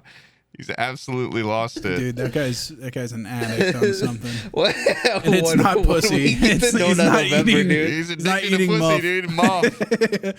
I'm having withdrawals, man. That's why I said if he gets a little, he'll be like, oh, I feel much better. Thank you. Oh, boy. I have another one of his videos saved from... Dude, I can't stop looking at it. You should look at his whole page. It's so schizophrenic. Like, I gotta find this recent one where he's. Wait, hold on. Where's the one he's doing like little? He's so creepy looking, but I've got one from a couple. I posted on like Twitter a couple months ago. He's just now like, I get why you said you'd be scared. Yeah, imagine a hooker walking in there. Yeah, if you sent a hooker in there, they would definitely bite down on their cyanide capsule in their tooth or whatever. They'd kill themselves. That is the most frightening angle of him ever, too. He's normally not like at an under angle. Like he's more red than usual. Yeah, and the lights that's are what all you over see the place. if you're that hooker. That's your final thing on your back is that on top. it puts a fucking Ziploc bag over your head with a cable tie around your neck. Well, he's like capable of speech too, but in some of his videos, he's just like not when you're this pussy starved, dude. Are you kidding me? I He know. needs pussy to He regain needs his it. powers. His powers of speech. There's another ones. He's like, I'm from Arlington, Texas, or something. He's like, I'm looking for a girl. And this one, It's he just dry like, out there. Oh god. Just sit on his face for a minute. Yeah. Jesus. Dude, if Give you him could some just battery. smell your fingers after you were in a girl, like he's anything. A moment of sobriety would pop up. Yeah. Oh, where am I? I haven't spoken to my grandkids in years. It'd be like a popper. And wake up. Oh, We my got Lord. to get this guy subscribe to the Patreon so we can get Muffeater some pussy. Yeah. I make this promise to you, I will get him pussy. Oh my That guy god. rocks. We need to do a cross-country road trip over there. Pick him up and bring him to a strip have a club or podcast. something. I don't even know what, like, I can't even understand what he's saying. It's just so fucking. I wish I. Hope you had subtitles. I'll hunt for a second. I wouldn't be as hard to find if I looked at my videos, but I definitely have a video of him. Oh, I immediately found it, I think. Where he's just like. He looks like he could be like a mall Santa. That's what's scary about Dude, it. if I was a little kid and that was my mall Santa, yeah. I would even if I was 4 years old, I would immediately call bullshit on that. Are you kidding me? freak out. Yeah. What's your name, Santa? Muffeater 55. Oh my god. If I like What do you want for Goose is your mom when she Christmas? goes to pick you up off of his lap Yeah. and everything. Like this guy's crazy. He's Love his just- hair. His stringy he's blonde hair is eccentric. awesome. Yeah. Yeah, he's- there's well, he's- eccentric that's cool, and then there's eccentric that concerns you, and this is kind of on that end. This was him like a couple months ago, and this goes through it, and he seemed. I'm like, he's crazy, but he's looked a little better. God damn, it's 12:30. I said, why, dog? And then you go outside. He said, no. This guy's an alcoholic. Yeah. Down here, we're gonna Like, rest. that's That guy is 100% an alcoholic. He starts Yeah, strong, yeah, and he I starts forgot he strong. does get a little crazy in that one. Wind down, dude, Elvis. You can tell he's showing the Elvis. I've watched. Yeah. I've spoken to enough family members in my Well, family, and I've no. seen enough soft white underbelly to know an alcoholic mind. When I, even if that guy's completely- stone cold sober, he's got that waterlogged brain. They all talk like that. I know. I'm like saying, like, yeah, I'm gonna be like Albert Einstein when I'm older. I'm much more Yeah, likely you gonna be like feel this like guy. Oh no, you gotta put these videos in Yeah, no, for in sure, in dude. the videos so they can see Muffeater 55. Let's get him on the podcast. Dude, that'd be so. That would be the I worst. know, God. That would be the worst fucking episode. Trying to get that guy to stay in the call after he's done so he can upload on that fucking Yeah. website. Oh, Muffeater, please do not leave. You have to let it upload. Oh, no, Dad. Yeah. You just hear him like he has porn tabs open like while during the podcast. You hear him playing through the Well, I was speakers. gonna say that's what we could pay him. Just show him like a really good, like a fold out centerfold porno picture. Every Yeah. 10 minutes of coherent Oh. conversation, I have centerfolds I can show you. I've got a I can vintage give you- Playboy. yeah. All right, here we go, Muffeater. Wakes him up a bit. Pay Abby to come in here and drop a tit out. Oh my God. There's a real Yeah, thing. this is a real important guest, babe. You're gonna have to drop Yeah. one for the homies. Yep. He's just sitting there like that. It's fucking No, Abby, you blank can't stare. see what he looks like. It's for your own good. He does. It's George Clooney, I swear. Yeah, it's a George Clooney type. Yeah, He's real loon. George Looney, I said. he's the womanizer, just like George Clooney. What's his name? You're not gonna believe it. He's European. It's Muffeater. Yeah, Muffeater. 97 or He's whatever. a Saudi Arabian prince. Yeah, Muffeater. Oh man, he's a billionaire. 55. He could be. We don't know. I'm looking at his background. No, he's definitely not. No way. You don't think it's Elvis calendar? It's Elvis calendar and the bleeding odds paint it's on on the his right door month? Oh. Probably pretty what are low. the- Yeah, that's probably that calendar is probably from 1998. And he hasn't taken it No, off the dude, wall. it says 2023 Oh, it backwards. does? Damn, dude. Yeah. Who the hell gets a modern Elvis calendar? That's Yeah, I don't know. The That's this silent guy generation, dude. They love Elvis. I gotta. Dude, he actually, like in some of his videos, like he can speak like human. I guess he's just sober. Yeah. I feel like some people like that. They're almost incoherent the more sober they are, and then once you get like one or two beers in them, they hit like a sweet spot where they're just like, He's a couple, my body gets what it Middle needs, and ground. I'm not drunk enough to be a fucking animal. He's threading the needle with that perfect 2 beer. Yeah. Once he's got 2 old Milwaukee 40s in him, he's like, oh man, I feel quite good. I'm no longer parched. Do you know where That any third females are? Yeah. I'm interested in some muff, you know, it'd be, oh, don't eat that, Sam. Don't eat that. No. His hair goes from white to like beautiful blonde. His head fills out. Yeah. Hello. He's got like a That curse on him screen or cap you something. put in there, Brian, is Yeah. horrifying. He's like a Is Cronenberg. that when he's making the daggone? Yeah. It's 12:30. I said daggone. It's 12:30. This guy's hammered. Is he or? I don't that know. AM I or honestly PM can't. though? That's what I think it is. Now. I hope is the thing. I don't think a sober, if you're just stone cold sober, I don't think you should be capable of those kind of speech patterns and mannerisms. What? You have to be on something, I hope. I would stand up and clap if one day he's like, "This is all a bit, guys." Yeah. It's I'm just doing a ironic. bit for 8 people. Dude, I've been getting a lot of schizophrenics on my For You page lately too, where it's like 10 likes and they're like, FBI, like, you cannot track me, like I have left my domicile, like you will not find me. Or there's this guy, you don't have to watch the whole thing, you'll get it within like 10 seconds. You might have seen it on my Twitter, but he's like making electrics. He's making electricity through like this mass. Like it looks like almost saying, I don't know, from like Codename Kids Next Door or something. But he also he's working on some 2x4 technology. But he always has these captions of like, when I feel like that white woman with my black like pleasure, and he's just like every one of his videos are like a more heinous title than the last. Yeah, but in the background he's working on this like mechanism, and this one's it's got like, what is this? You'll see like it amps up like it really. What the Oh, fuck? the noise it makes. Hell yeah. And it starts. He's got like this little pole to like feed it electric power. It's like a Tesla coil What the hell? Yeah. made out of old capture cards and a fucking, what is that? Oster? Was that like an old toaster? Boxer. Dude, yeah, he's like an Albert Dude, Einstein type. He's creating synthetic pussy. What's going on with Yeah, this? this Well, guy those in Muffeater need to. They need to Team build up. something. Yeah. They I've need to made build electric a pussy. Sex doll.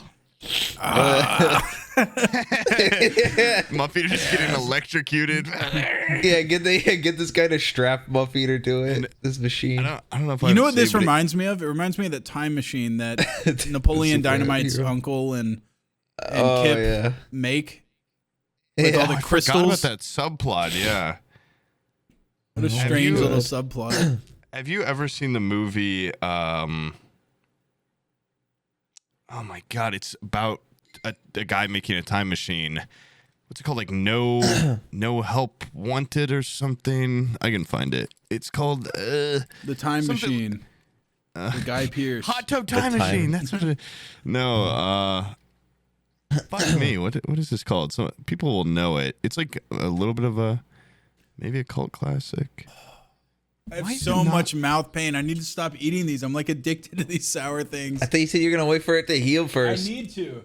Every time I eat a new one, it strips away a fresh layer of skin. Yeah. Oh, it's called my mouth is desperately trying to heal. Have you ever seen Safety Not Guaranteed? No.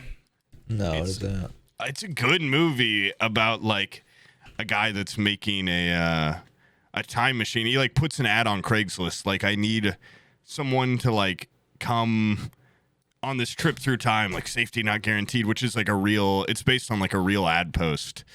And then the whole movie's like you kind of wondering, like, did this guy actually invent a way of time travel, or is he just like fucking schizophrenic crazy dude? And it's actually like quite a fun film. I don't know. It's got a good cast too.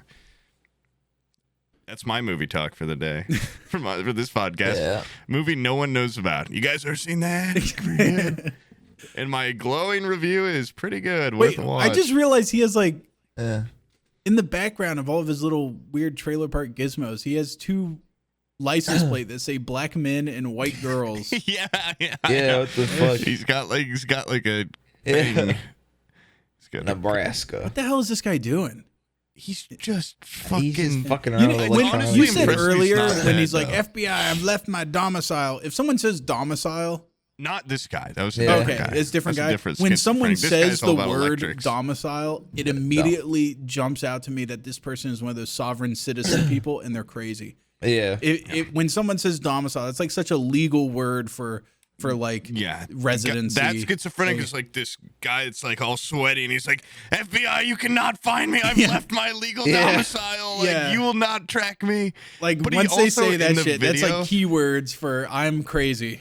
And also, it's like he's not making himself seem not crazy, because he says in the video, he's like, I am loose. You cannot find me. Like he's a real sovereign citizen that's minding their own business and is there in their legal right does not say loose. I've been set free into this world. You're not in the right if you're loose. Like you're something. You're just existing. Yeah. And normal people that should be out there in the world don't make declarations to the FBI to come and find them. Try to find me, motherfuckers. Also, I know there's like a total lapse of logic altogether, but in the thing he's like, you can't find me, FBI. I have all my devices with me. I'm like, don't you think they're tracking you? Like, why are you still? Why do you have your devices? Yeah. It's scary, dude, how quickly they can triangulate where you are just if you have your.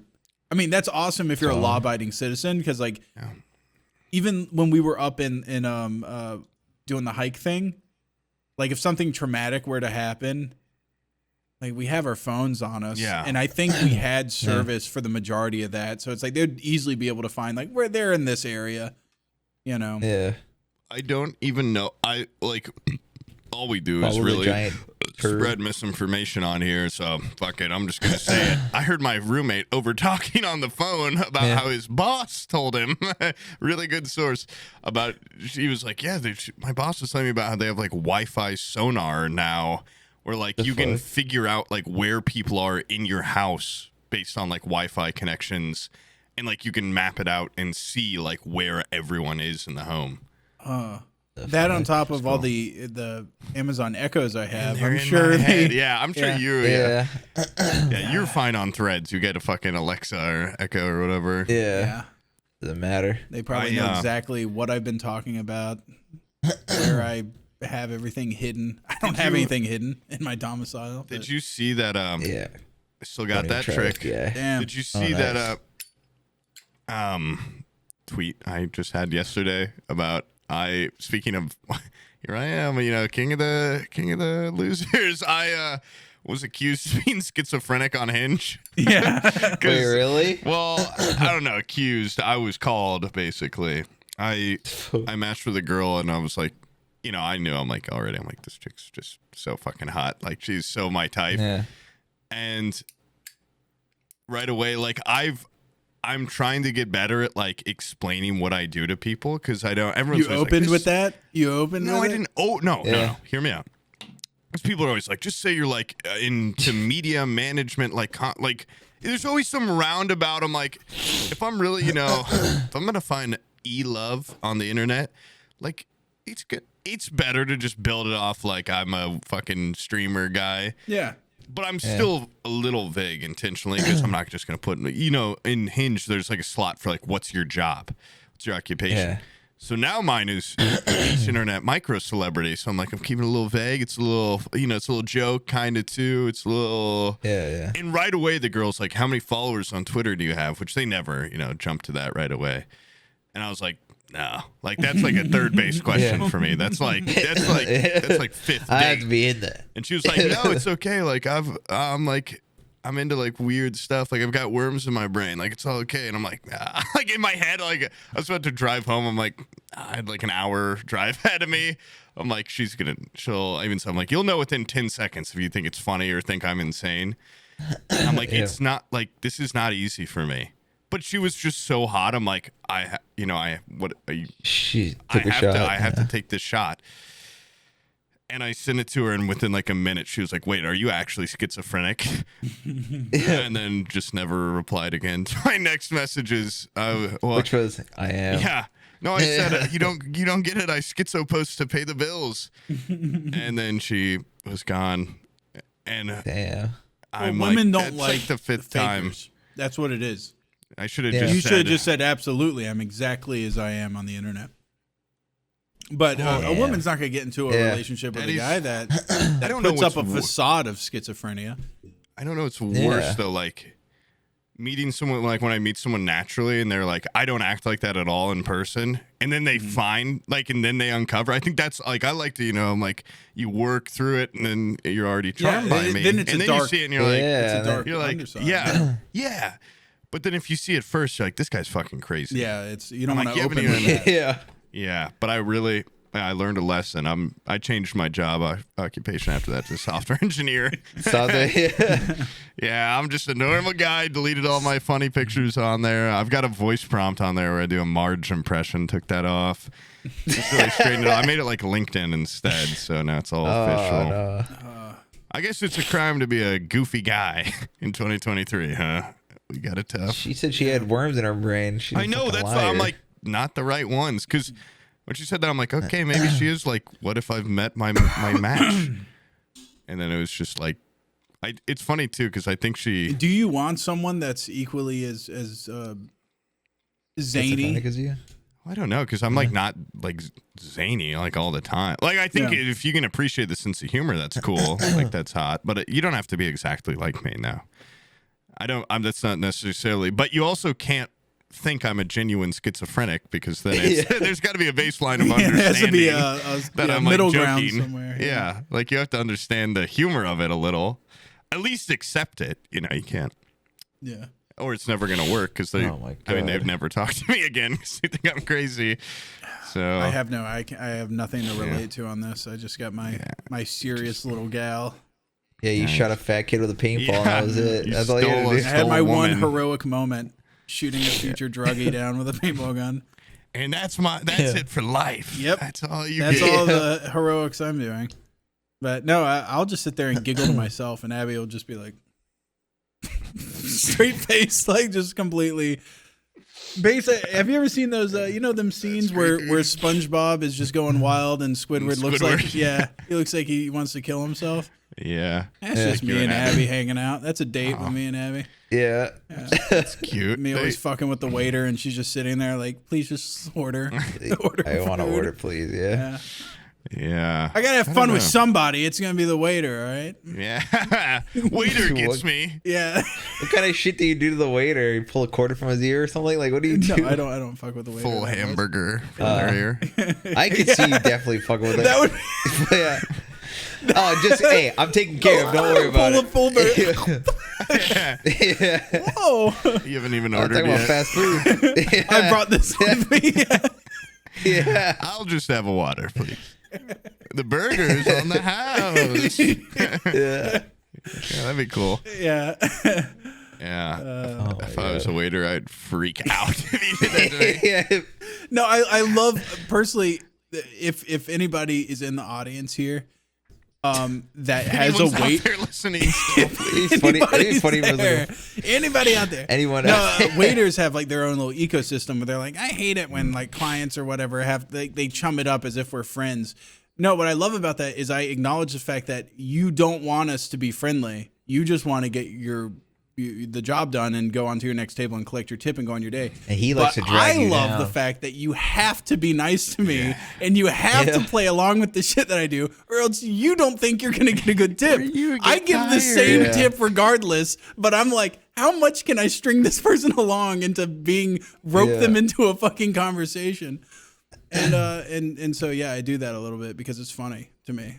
Yeah, that they're like a friend at gunpoint. Yeah, it's like the joy. It's the joys of life. It's how I get myself out of a rut when I realize I'm just like taking myself way too seriously in my own home.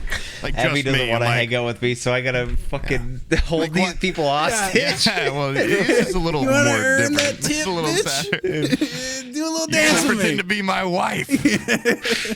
Say you think I'm funny. Right now. You want this $4 tip, bitch? Yeah. Earn your money, whore. You gotta laugh. Yeah. Do you ever get like, how do you act with a hairdresser? Because they got you a little more like in control. Yeah. Well, the difference there is that person is holding very sharp things above me, and they could, if I piss them off, they could just fuck up my hair. Which is barely holding on as is. Yeah. So, street racer.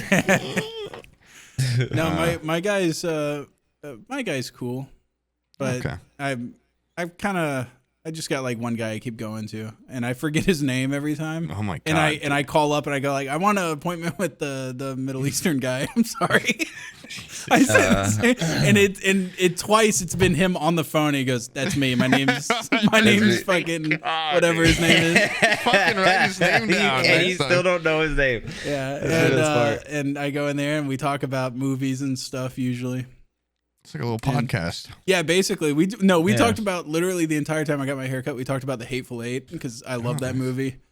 And that's like one of my favorite bottle movies. And the Netflix edition where you like watch it in like miniseries form. Is it Netflix edition? Awesome. Yeah, it's like even longer. It's insanely long. But 5 hours. Dude, it's closing in on like 4 hours. I think it's like Gone with the Wind, but everybody's in one haberdashery for the entire time. And I think they extended it a little bit. There's like more scenes where Samuel Jackson's getting his dick sucked on by that guy's son. Yeah, there's a lot of that. Awesome. There's another scene where he makes that son eat his ass too. He's like, give me a rim job out in the snow. This will warm you up. Yeah. Yep. Wow. That scene just went on forever. And we were loudly talking about that in the barbershop, and on either side of me was like 6-year-old boys getting their hair cut. The kids, what the fuck? What's happening? No, last time it was legitimately that. He was trying to talk about movies, and I was like, there's like a 6-year-old getting his hair cut next to me. I'm not going to talk about like a Tarantino movie at the top of my, talking over the sound of clippers in my ear with this little kid next to me. I have to go to like salons for my beautiful hair, and it's always just me and all the gals. And this place I go to now is like so fucking just like I don't know, corny. Like I don't even know how to describe it. It's just like that style of like, it's in like what a white woman's home where they like tan way too much, and all their pictures have that certain filter where it's like kind of a tannish, like beige. Everything's beige. Yeah. And everything's like kind of fake looking. I don't know. If you know what I'm talking, you've seen the Instagram post by this type of girl, dear viewer, if you know what I'm talking about. And their name's normally like Brooklyn with like a ton of fucking L's and Y's, or like Haley with a bunch. Anyway, that's the place I go to now. Yeah. But it's weird because when I pick, I've only been there twice, but when you like sign up, you have to pick. They give you like, it's like that scene from Rush Hour where they've got all the masseuses out and Chris Tucker's like picking who he wants. It's just their picture with their name and then their level. They have levels.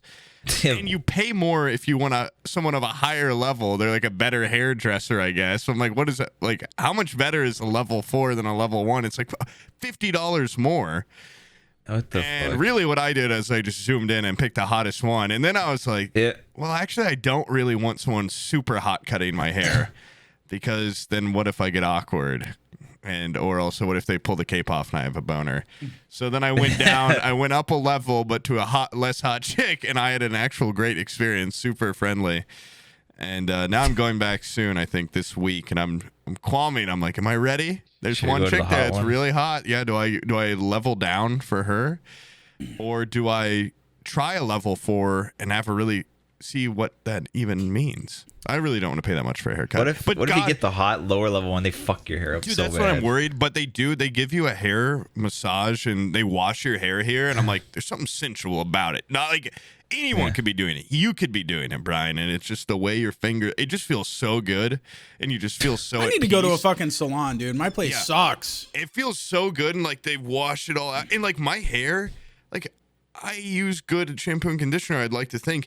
My hair never feels better and more soft for like 3 days afterwards. It's like I've been to a dog. I know groomer. exactly what you're talking about. Dude. I went and got my hair cut good. at like an Aveda place once, and it was the shampoo that they use. It's not shit that a human can buy. Like it's not the same. The second it gets in your hair, it's just like instantly sudsy and I'm like, I've never seen suds like this in my shower. Okay, I'm like, I don't know. And then their conditioner is just like it's a totally different beast. Like. And then they go like, do you want to buy this? This is a shampoo you used. And I think I bought it one time. I was like, you're fucking lying to my face. Because this is not the same shit that you put in my hair. It's much different. Love to just have like a hairdresser wife. Like, is that the girl cutting my hair? She was like, yeah, my husband, like he has me do this shit all the time to him. Like I've got to give him a little head massage and like get his hair all nice. I'm like, that sounds awesome. Like you could really just prop me up before a podcast, get me looking good. Wouldn't have to wear a goddamn hat. I'm like, that's so sweet. That would be the funny beginning to a podcast is we're all leaned back and then we're getting our makeup done. We sit up, pull the little paper thing off of our collars. Got a little suit. Have the studio lights turn on. Yeah. Would be and funny. We're back. Yeah. Write that down. Write that down. Hairdresser intro. 35 minutes in, hold on. We got to get touched up real quick. Lean back, tuck in the paper. Yeah, you missed some hairs in the neck there. Yeah, let me get a quick quick shave on the back of my neck real quick. Yeah, no, my guy, this place is just like a factory where they make, they do one thing only, and it's fades. It's like a fade factory. You just walk in, they're like, what kind of fade do you want? And I'm like, I know that place. Can I like get like a human haircut, like a normal person haircut? I went to one of those places once. Like definitely talk about this on the podcast because the guy was like, I went in, they were like closing even though they weren't supposed to, and like everyone in there had like really greased, like slicked fades with the shears cut off, and the guy was bragging to me. Well, his friend was just on the couch watching me get my haircut, just smoking weed the whole time, and then he was bragging about how he had so many DUIs. And he once crashed his car in his mom's neighborhood and woke her up at 3 a.m. and made her get in the car and take the blame. And they're both like, oh, what the fuck? And I was like, what the fuck are these guys talking about? It was during my internship, so I'm like, I was like new to this world. Yeah. And I walked out of there with like a fucking like cut back hair. I'm like, oh, dude, I look like such a douchebag. I had to go to we went to like a club that night. I'm like, I might as well just like put on like 8 puffs of fucking cologne and wear a really tight shirt, some white pants. But after like 5 days, it actually was one of my better. Like it looks so good, but just initially, it looks so fucking douchey. But now, that's what my grandpap said. He was like, the difference between a good haircut and a bad haircut is a week. A week or whatever. A week. Yeah, that's bad what I'm like. To a good haircut. I need to get my haircut like tomorrow because I'm going to Chicago. And now I don't get those kinds of haircuts. I get like, now when I get out, I look like an American Girl doll. Like they just give me like a little bob, and every time I'm like, they have fucked me. Like I'm not gonna be going in public without a hat for like a month. And then, goddamn, a week later, I'm like, ooh, that's pretty good. Nice. Yeah, like this is nice doll hair. But it just like feels like doll. Like I don't know, it's maybe very doll like when they get me done. I think they like fucking me up in there or something there. Okay, wait, hold on.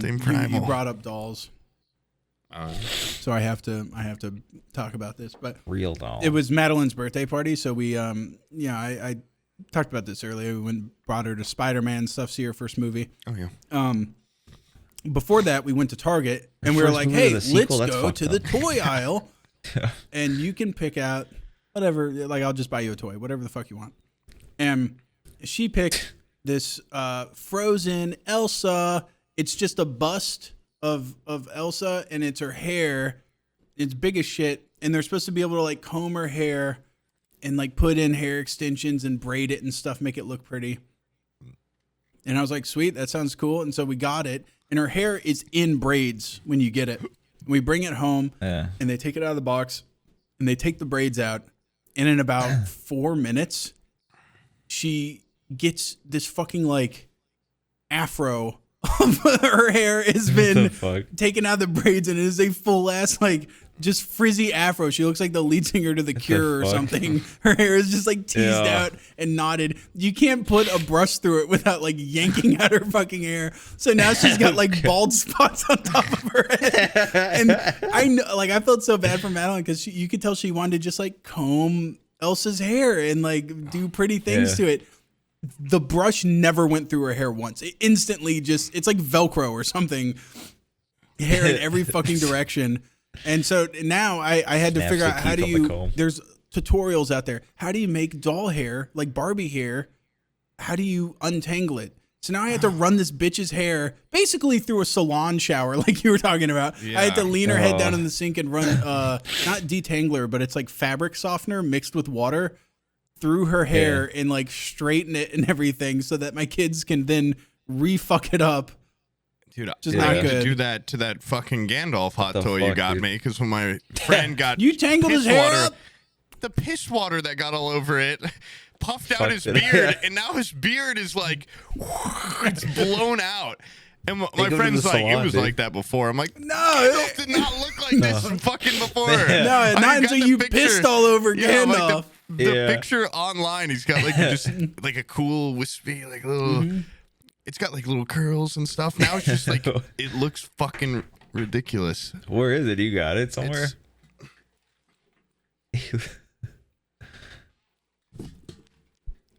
Oh my god! I am never buying you shit, dude. You pissed all over Gandalf. It's not my fault by any means. I sent him to live under your roof, and you let him get urinated upon. It's like Muffeater 55, dude. People in my chat always call him Gandalf the Brown because there's a little bit of poop in that water. Yeah, there's a little shit water on him. Yeah, I know. He's still chilling. Yeah, he's fine. He's fine. You see a cool thing I got recently in my cool. Now he stinks like normal Middle Earth type wizard smell. Yeah, that's probably what they smell like. Coolest thing a couple of the coolest things I got are upstairs. So I can't really show them to you. I got like a flail and stuff. But look at this I love little miniature things. Look at this little, it's made of metal. It's like a little fishing village on a rock, and it's got birds and nets. That looks like one of those like shore houses from Kenshi or something. It's awesome. It's got a little nameplate. This guy's name's Tomio, but apparently it's in the style of some famous artist that makes little Japanese fishing villages. It's cool. But yeah, it's all like, it's just badass. It's all welded and stuff. I just love this thing. Also, do you know what Spinja is? Did you ever play with? I feel like you guys might be in the age range. Probably not. What? It's like, I think it looks like Beyblade, like predecessor. They're like little tops. No, I'm looking at these now. I've never seen a Spinja. And also, they might be like more of a Japanese thing. I can't tell. Dear listener, if any of you are Spinja fans, which apparently there are none, on that bidding site, I sent one bid on this thing because I'm like, okay, well, this is so up my alley. It's an advertising model for Spinja, $60. It's like almost 6 feet tall, I think. That was a giant Spinja. It's a giant Spinja that you can put a sword and shield arm in. It doesn't even really look that cool because I don't know what it is. It's just a big top, but it plugs in, and I'm pretty sure when I plug it in, it's going to spin. And I'm very excited, but I have to go pick it up this week. I don't even know if it'll fit in my car. It is massive, and My roommate's like, dude, what the? Yeah, I would. There's some purchases that I think you should pass on. The giant plug-in Spinja might be one of them. Okay, on eBay, steal, dude. some people are selling the little tiny Spinjas for like $80. I'm like, if there's a Spinja fanatic out there, he's gonna buy this thing for a couple grand. Yeah, it's an investment. Yeah. But we're gonna put it in the. I don't think Spinja has the cultural lasting power of like. Everyone loves Spinja. I feel like this is when I was talking about Crazy Bones, and everybody's like, "What the fuck are you talking about, Crazy Bones?" I know Crazy Bones. I remember Crazy Bones. I remember those. But I'm like. And now I've realized, because we have a guest bedroom because our other roommate moved out, where it's like. It just looks like a hotel room. Yeah. So we've discussed and we're like, let's make it just like an insane experience for people that come and stay the night. Like I'm gonna put the Spinja in there. I'm gonna put all my weirdest, biggest shit just everywhere around the bed. Disco ball. So that like when you disco ball stays. But when you maybe I'll get another. And like when you go in there to spend the night, you're like, what the fuck is going on? Like I just want people to be like really Spinja has to stay on when you go to bed. It's just like it goes really fast. It's got a sword. I'm gonna be so pissed if it just lights up when I plug it in, because they never specify like what it does when it plugs in. But in the picture, I'm assuming that would be a selling point if you plugged it in and it started spinning and had like a laser light. I realized at first I'm like, how is no one buying this? Like my bid won, but then I'm like, it's massive and no one knows what Spinja is. I bet all the old people on that site were like, fuck this. Like this would be so hard to transport. Yeah. So we'll see when I pick it up. Maybe it's like one of my. If I had spent any more money on it, I'd regret it pretty bad. But now I just like, fuck, I gotta see what it's like. I did just do my accountant finally was like, I'm ready to do your taxes, and I sent her all my shit, and now I'm like pretty sure I'm like, when October comes and TwitchCon happens and I have to pay for all this shit, like I might be fucked, but I'm gonna have the Spinja now as my nest egg to sell to a Spinja collector. And it'll all be fine. You know what you need to get for that guest bedroom? Yeah. Madeline got they like night lights and stuff. So somebody got them. Have you ever seen those that like make stars on the ceiling? It's like a little, those are cool. Yeah.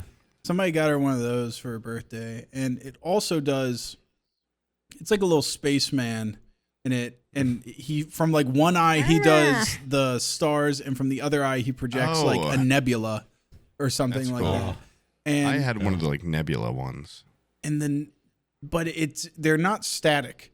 And so now when she goes to bed, it's so, I don't know how she sleeps in there, but it shoots green laser stars, and they ebb, they go like, meow, meow. And then the nebula's like, meow, spinning on the ceiling. She's going to be like an EDM kid. Yeah. She's going to be like Electric like Forest. Laying in bed, looking at the ceiling, like, like all these lights going everywhere. Probably in there smoking a little weed, watching all the fucking stars chilling out, dude. So I remember I bought, I'm like, dude, when I smoke weed, it's going to be so cool. And then I just sat there once, and it like kind of has like a loud noise in the thing. It was like, and my dog ate it. I'm like, this blows. But I wouldn't mind, something like that in the guest room. I want to get, I don't know, I just want to put something, the Spinja will be like the crown jewel of the weirdness in there, but I need to, you can't just have a Spinja in a room and expect it to, come to life. You need to have one blacklight poster with a one spotlight blacklight. Have you ever seen those, like where people have just nothing but blacklight posters? And they light up in a certain way with black lights, so they're just like unnerving to look at. Oh god! But then you can get like track lighting light that you put a black light on, and then you can like frame it out so it's just black light, like spotlight on this poster, and it'll just be like weird. Like fluorescent color, visually odd. The rest of the room's not black lighty at all. I'm going for visual horror when you walk in there. I want someone to immediately, after you close the door in the room, like they're trying the doorknob, like let me out, make sure it opens. Scream, just for safety, we got locks on the outside of this room. Click. Yeah. All right, and I press my master switch that turns all my shit on. Have fun. Yeah. I want like one of those like big windmills you putt through with a clown face on it. And sorts of shit. Yeah. You know, I remember seeing a lot of people that had locks on the outside of their bedroom doors for kids. And I always thought that was fucked up. I kind of want those now that I have kids. Yeah, I was gonna say, I wish I could throw them in there and just fucking click.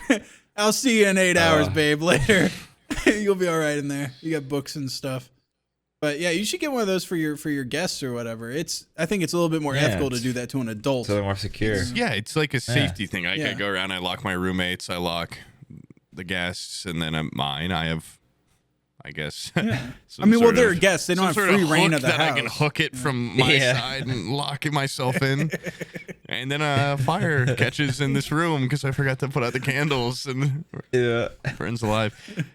I want that house from Ex Machina where he's got like the little. I haven't actually seen that. You haven't seen that movie? Oh, come on. No, it's on my list. Movie. That's a good movie. You should watch that. He's got like different sectors of the house where it's like you just have like a key card and it's like you know whether or not you should be in there if your key card works. And is it Oscar Isaac? Yeah. Okay. I've seen that trailers. You sit there and you can try to get in different places. Of course, the guy sneaks into places he's not supposed to be. Finds Ex Machina. He finds the robot girl. Yeah. Oscar is definitely fucking one of his robot girls. And honestly, they act like that's like a villain twist. And I'm like, why else is he developing these super attractive robot bitches? Like that, I knew that the second she walked in, I said, he's fucking her. There's no way you develop make it like an iRobot robot or something. Yeah. Then that would be a fucking plot twist if it turned out that they were fucking one of the iRobot ones. Yeah. Looks like shit. Yeah. I thought iRobot was an underrated movie. I actually like that movie a lot. I liked it. I haven't seen it since I was younger, but I haven't. Yeah, that's always old. I always liked to do robots dream. Yeah. I'm like, well, I don't know. I'm just a little kid. Maybe. I always thought I Am Legend was like really scary.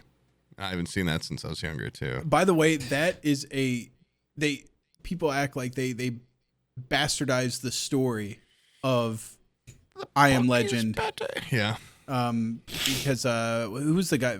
Richard Matheson, I think, was the guy that wrote the original.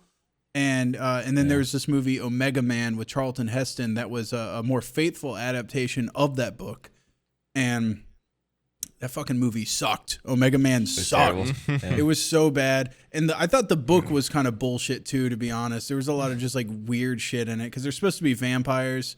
And it is kind of cool that they like talk to him and stuff in the book. They'll like sit outside of his house at night and they're like, "Open up, you pussy! You're the last guy left. Open up!" And it's kind of cool that they're like an actual society of people out there. But the movie was just like a better movie, you know. I think I Am Legend's a much better movie. It had some weird heard of Omega Man, and it looks horrible, but this gun looks badass. Yeah, some of the props are pretty cool.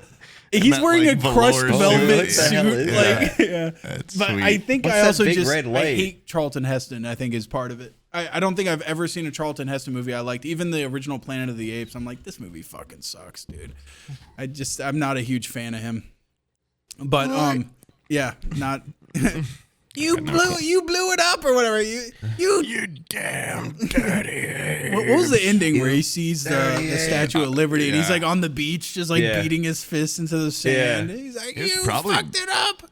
But if you watch that back when that came out, you're probably like, well, this is cool. This guy can act. That's crazy. I'm sure everybody left the theater going, that guy's like, that guy's good as shit. Robert Pattinson, but he can act. That's crazy. Yeah, he's definitely, I don't know. I thought those movies sucked, but I mean, I wouldn't watch them now, but I don't know. I thought the book was kind of funny because like the main guy in the book was like, the car I'm gonna get, since it's the end of the world, I need it to be reliable. So he's like, I know I've owned a bunch of these station wagons in my life, so I'm going to get this station wagon because I know how to work on it and fix it if it breaks. And in the movie, like Will Smith's just like, new ass fucking, because it's like a product placement. He's like, new ass Mustang Camaro thing. And he's like, drifting through the streets. I'm like, dude, this is the last guy alive. He's not going to be doing crazy shit like this. If he's going to last this long, he's not going to risk it by drifting around. Cooper. Yeah. Reliable. Fuck, what was I just about to say about Oh, my mom was friends with this guy when I was a kid, and he had an insane obsession with Planet of the Apes, the old movies. Yeah. And his house was like one of the nicest houses. Like when I was a kid, I'd never been in like. It's probably not like that crazy now, but it's like really nice like carpeted basement with like a big like TV. And he had like a room. He had a kid my age where I'm like, it's kind of like play with him. And I'm like, I love this kid. On the podcast, Brian, come on, dude. We're listening to a story. Dude, I can't. Go play with this kid. The kid just had like Legos galore, and I wasn't really a Legos kid. They're probably worth like fuck ton now. Millions.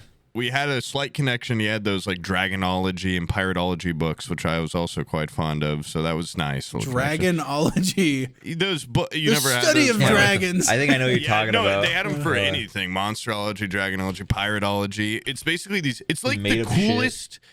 It's like a kid's book. Like they should make more of them where like they're huge and you open up, it's like all these drawn pictures of like dragons. A kid's coffee table book. Yeah, awesome, and then you really, like they also have like little packets where you open it up and it's got physical things where it's like these are dragon scales and you're like that's sweet, or like this is like a feather from an early dragon before they lost. Yeah, like right here. Oh yeah, I remember we talked about the scale. You can feel what it feels like. And I was telling you I had basically this book, but for D-Day. Oh yeah. This is what kraut blood smells like. No, you like open it up and it was like, here's an actual written letter from a Holocaust victim. These have, like, little letters and it had here's like authentic Jew ash. Here's a tooth filling from the camps. Oh, a shoelace you can use as a bookmark from Burkow or whatever. Yeah, and I asked for that shit when I was like 9. That's so cool. I was pretty young. I was never like into little war kid. I was more into monsters and shit. They're way cooler. Yeah. But this guy had like he had an incredible amount of memorabilia from those movies. They were his favorite movies, and he would like show them off and be like, "Look at this!" Like I think he had like fucking monkey mask or something. And he had all the like ceremonial cups. And I remember he gave my mom one of these cups, and it was like such a big deal. Like I don't know if he was trying to like.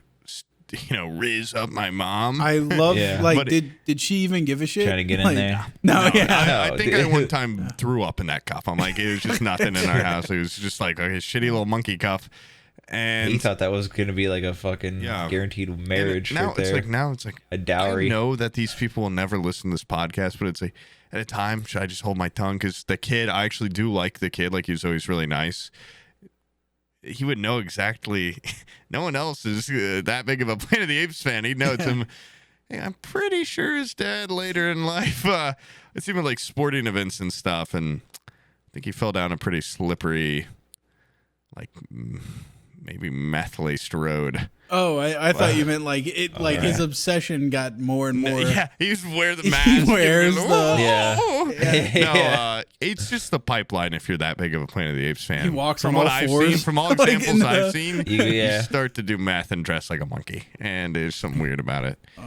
But also, I remember I saw the Simpsons movie for the first time at that house, and that ruled. Yeah, that was cool. And then I'm pretty sure we had to watch the goddamn Planet of the Apes. So I'm like, fuck. Sucks. Simpsons. To go back to that cup, I love it when like dudes that are into something that's like personal to them, like try to give a gift that they would love receiving to somebody, and then it's like they don't give a shit. Yeah, they don't give a shit. Yeah. There's this guy that was trying to fuck Abby's grandma and gave her a fucking space pencil. No, it was a space pen. It was a pen designed by NASA to like write in space. And it was like classic, like the Russians just used a pencil. Yeah, pencil, yeah. And it was like $100 pen, and he was like, "Here you go." And she's like, "What the? Like, I got a Bic pen at home. Like, what the fuck do I need this stupid thing for?" Right. He's like, "No, it's like a space pen. Like, it was like her Christmas present." In case you ever go to space. And I've just never seen someone not give a shit more than Abby's grandma. She's like, "Who fucking cares?" Fiddle it around in your pussy. It feels good. Yeah. Look at these cups. Speaking of like cup of guy, I know you've been making those face cups. I have like a little. I'll have to send you a picture because I already had like a goblin mug with a face on it before you sent me that. I've got yours, and now I just got some like really crude, like someone really bad at Pottery made them, but they're worse awesome, than like, mine. Yeah, like little bug-eyed, like creepy little guys. And this was sold for like $8, and I missed it because I was doing something probably not important. I was like at a mall or something. But look at I love like the eyebrow and mustache texture on these, and just like the skin just stops at a point. I don't know. I really wanted those for my collection. Like frosting. It does. Yeah, it does. Awesome. Yeah. These little lips. I don't know. I just thought it could maybe give you some inspiration on how to be better. You know what? Yeah, up your game. I like doing the cups, but Swift was asking me about those. He's like, I haven't seen you been posting any more about the cups. And I'm like, remember that heat wave that you thought was going to kill you? It has been like 100 degrees consistently every day. Going out in my garage with the big metal door and everything, even opening it, putting on fans, like you just drip sweat just sitting there like dead still. I'm not going to go out there and have any sort of creative fun with heat like that. I got to wait until winter. At least like another 2 months, I think, before it gets bearable to sit out there. But I've gotten rid of a bunch of shit, so I have like more room out in the garage. So I should be able to kind of create like an assembly line type thing. Get the kids in there and be like, hey, you're working on eyebrows, you're working on mustaches, all right, kids?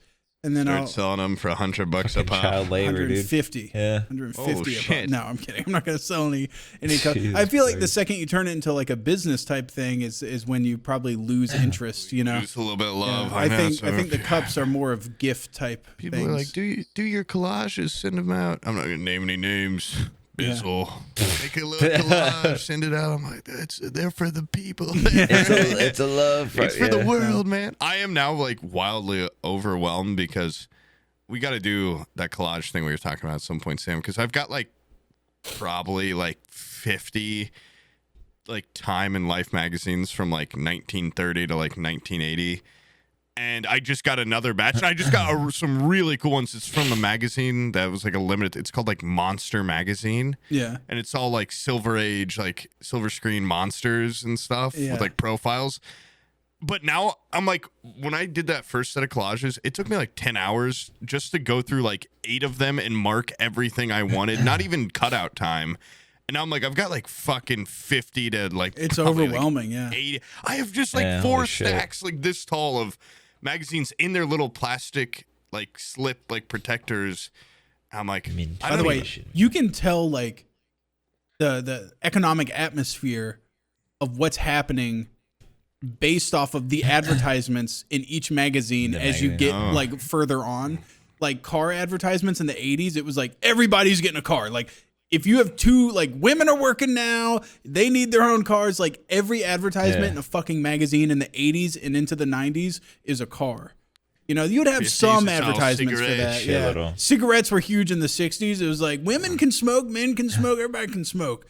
And it was just funny how like things go through trends, you know? Yeah. There's a lot of like it's cool to see. Clothing advertisements and shit for like arrow collar t-shirts or arrow collar shirts and like the 50s. Clothing advertisements were huge in the 50s.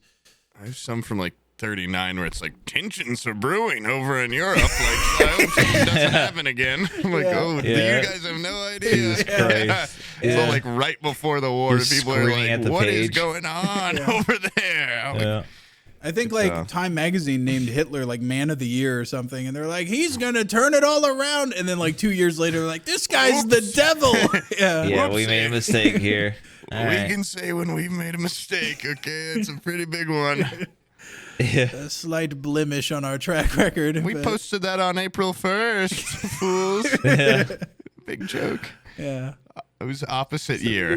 Yeah. But some of those magazines rock, to be honest. I know, I haven't even gone through a lot of them. If you have such a catalog of them, like I bought like several different lots of them. And when you have that many, you have a tendency to go like, I can rush through this one to get to the next one. Yeah. And it's like, but then you miss out on a lot of the cool little weird ones. You love that process. But yeah, it's like, that's not even like the hard part really is like marking, like, because I did it too much the first time. I'm like, that's cool. And then it's like once I scan, then scanning takes like fucking 5 hours. Yeah. So I don't want to cut up. I cut up some of them, but some of them I'm like, this is like a genuine history. Like I don't want to cut this shit up. And then it's like, then I have to put it in Photoshop. Then I'm like, okay, what looks good? Like kind of was doing that in person first. Like that, you can tell like this would look good with that. That would look. 1970s, 1980s National Geographic. I refuse to cut up. And the worst part is like, as I'm sitting there finding cool stuff, there's some that I just scan and I'm like, this is just one of the better photographs I've ever seen in my life. And that's just mine now. Like I scanned it just to look at it. There's a great one of like this tribal guy standing there with his big ass spear. And it's almost like a Lawrence of Arabia shot. Like he's standing there and then his prey, it's like a big herd of wildebeests or something in the background they're blurred out because they're not in focus, but it's also they're distorted because of how hot it is. You know, it's just like a beautiful pic of like the Serengeti or something. He's just standing there with his big tall spear, and I just sit there and look at that photo every now and then. Looks awesome. Mine now. Yeah, that's mine now. But I sit there and get caught up just reading shit because I love National Geographic. I think that's like one of the best magazines ever. And I'll sit there and just it's still going. I don't know if it's still going. I mean, is there any cool things to write about with the natural world? I think it's all been seen and done. Yeah, I think the last frontier is is the ocean, and there's nothing down there except for old shipwrecks and such, and weird alien fish, which it's just not as cool down there as it was when we were, pilfering Africa and going like, what's all this new shit? I thought I was misremembering. I was like, I think I've got a picture somewhere from one of those scans where a guy's like about to hunt some wildebeest, but it's just this guy that's just killed a big ass bird. Dude, that's an awesome thing. With a rifle too. Yeah. That guy rocks. Yeah. What is that, like an albatross? Look at that thing. Holy shit. Yeah, that thing's huge. Prehistoric bird. Yeah. He killed the last dinosaur, dude. That thing's big. What if I get a photo of that guy, last dodo, he's slitting its throat. Jesus Christ. Dude, some of the most frustrating shit in the world is when you're trying to show your kids something cool and they just like, they're just, they can't like, when you go like, look, they don't like look where your hand is pointing. They look at like your fingertip. I'm like, it's not on the end of my finger. Look that way. And we were driving to the beach and I looked out the window and there's just the biggest pelican. Look, just like that thing, just like hovering next to the car. Like you could have like rolled down the window and grabbed its feathers. And I'm like, look. And the kids are like, where? Like, fucking the big bird right there. Yeah, it's impossible for you not to see it. Like, how the fuck are you not seeing that? They never saw it. I was like, you're fucking kidding me. It hovered next to us for like 8 seconds and then like, it was basically just like a Top Gun thing later and peeled off. You know? I see some fish later, guys. Yeah. They could have looked out there and seen like a Jurassic Park moment with this big eye right there at the window. Yeah. What are they freaked out though? They might have freaked out, but you know what? It's at least a cool experience that they'll probably never remember. Yeah. Do you ever have like it's not really the same thing because it's with like human adults and not children, but like you'll be talking to someone you see like they just visibly zone out. Your eyes glaze over. Yeah. Like they've just. I have a friend where it's like I think he doesn't mean like any harm by it, but I think he's just got like I don't know, like some serious ADHD or something. But like I'll be talking to him and I'm like in a part of what I'm talking about, and I'll just see him shut off, and I'll just stop talking, and he like won't even realize. And I'm like, you have any idea? He's like, oh, sorry. I legitimately stopped talking to people like that. Yeah, it's like frustrating. Yeah, it's frustrating. But also, he doesn't do it constantly, not just every once in a while. But I'm like, what are you thinking about, dude? Like, you've got something deep on your mind. Like, it looks like he's thinking about a fucking war or something. Just zone out like that. And like, if you're talking to me and then you just like randomly like cut off and like start talking about something else to somebody else, I'm just like, I'll just write that down in my mind and be like. Not really talking. I'll just do like social talking with you, but I'm not having a conversation with you. I'll give you a little, hey dude, how you doing? Big. That's definitely a ledger moment. I pull out my ledger and I write it down. Well, okay. He looked away. Daughter didn't look at pelican. And dumb bitch. I put that underneath. Yeah. Stared at finger. I was kind of being a cunt about it. Wouldn't even look. I knew she would see. I remember she had to try not to look at it. She looked at everywhere but the window. Is she plain stupid?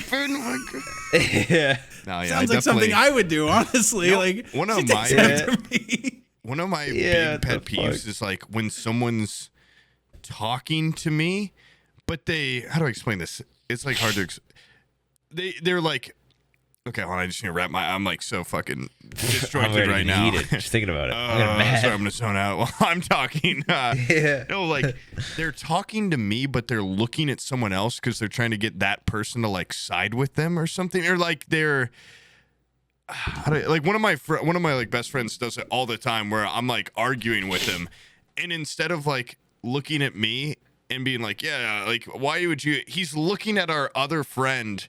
Talking to me though to like get like gear him up for it. I don't even know if this might not even be a common thing. Like you might have no idea what I'm talking about. This guy's got like master level being an asshole. It sounds like. No, yeah. No, he just I don't know. Yeah, I guess it's hard to explain without like having like I need like a diorama. Okay, so Gandalf is me.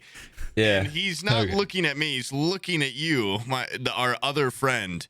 And being like, yeah, I actually thought that was ridiculous. Or like, yeah, he's totally. I'm like, I just do the straight up Dennis where I'm like, look at me when you're talking to me. Or like, I just call him out on it now. I'm like, what the fuck? Like, look at me when you speak to me.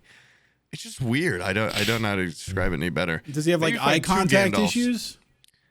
He gets nervous at waitresses and hairdressers, but no, he's looking at the other person. It's just a weird. I don't know what it is.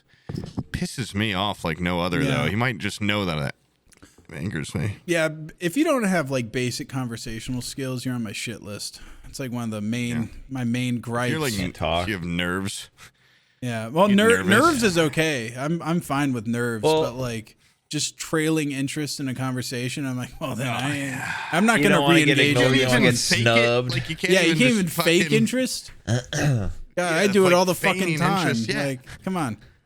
You did it probably 4 times today, and like, it's just so easy. Just be like, It's part of maintaining a social relationship with someone. Do you think I really fucking care about? Do you do this shit to the waiters, dude? Do you do this to the waiters? No. I know that the difference is that they're not feigning friendship. I'm feigning friendship, and they are after the money, and so I string them along.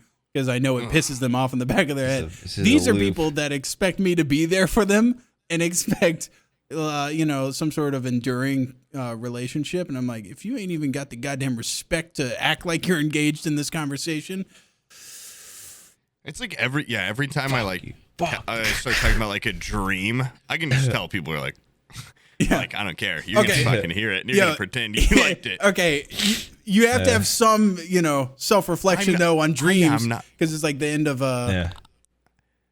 No Country for Old Men, where he's like, his wife's like, you want to tell me about your dream? And he's like, dreams are only really interested to the people that dream them, Yeah. Someone tell JFJ that.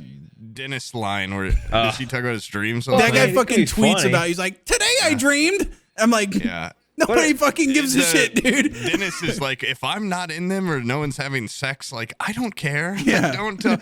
I know. I feel like. What if they're funny though? What if it's a funny dream? Well, I feel like a lot. I mean, I don't know if you guys do this. Once again, this is gonna sound maybe like weirder or something, but like before I tell a story in a public setting, like if I'm at a party or something, like I run through like, is there kind of a punchline?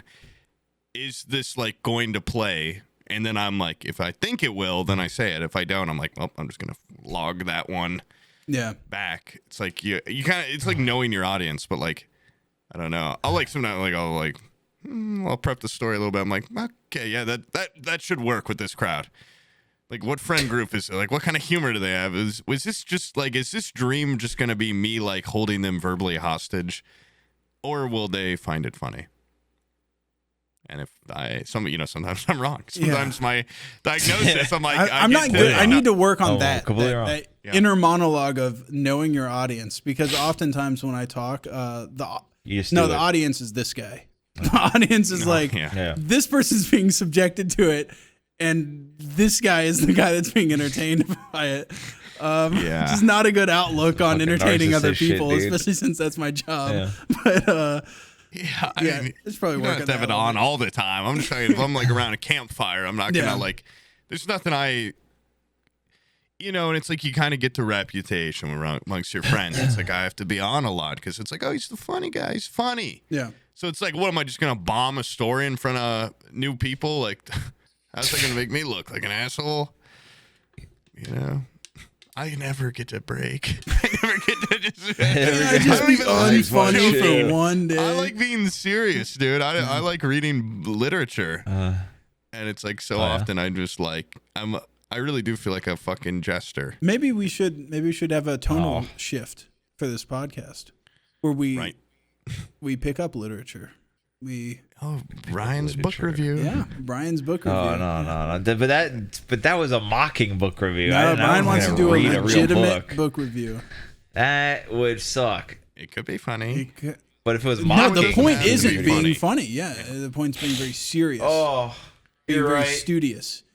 That Because sounds like also, a pretty good idea, actually. Poob's in the dating world. He says women think he's schizophrenic. You need something to send them. I know. I'm gonna start a new Send era them of this- tweets where I'm like, ladies, don't you hate it when a fella like farts in front of you or something like? I'm just going to totally make a tonal shift on all my social media. No, that's actually a big brain. We should do something that you could just rely on. That can be like, yeah, here's our podcast. You just hear it is. Boom, and show don't them look at that any other one ones. episode. Yeah. And you go, Little I Women. read I love this 2 book. books. I read this one and then this 4,000-page book on cunnilingus. Yeah. Ladies. I read the Kama Sutra and Little The Women Kama or Sutra. whatever, Yep. and I've just got these opinions. How to please a woman. 101. I was about to say, I love Barbie. I am very excited for that movie. I am too.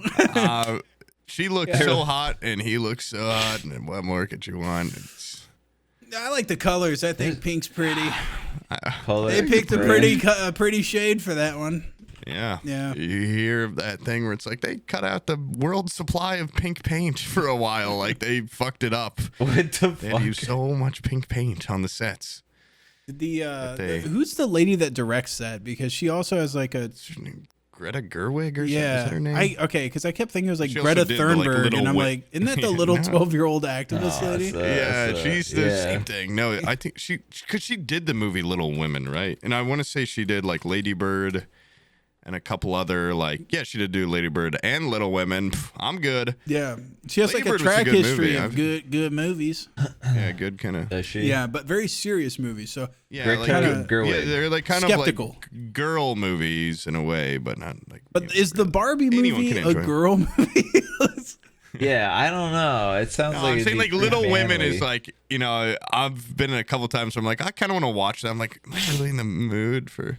No. I'm sure I'd love it. I mean, I just watched like 10 episodes of the show Noah's Ark, which I'm like, this was not made for me, but it was good. We went to my roommate and I went to our friend's birthday party, and the show Noah's Ark is just about like, it's basically Sex in the City for gay black men, and it fucking ruled. And we watched that and this It's movie fucking badass. Dirty Laundry, Yeah. which is also about like the gay black experience, and it was like these like our 5 friends, and they're all gay black men, and then like least me gay and my and black.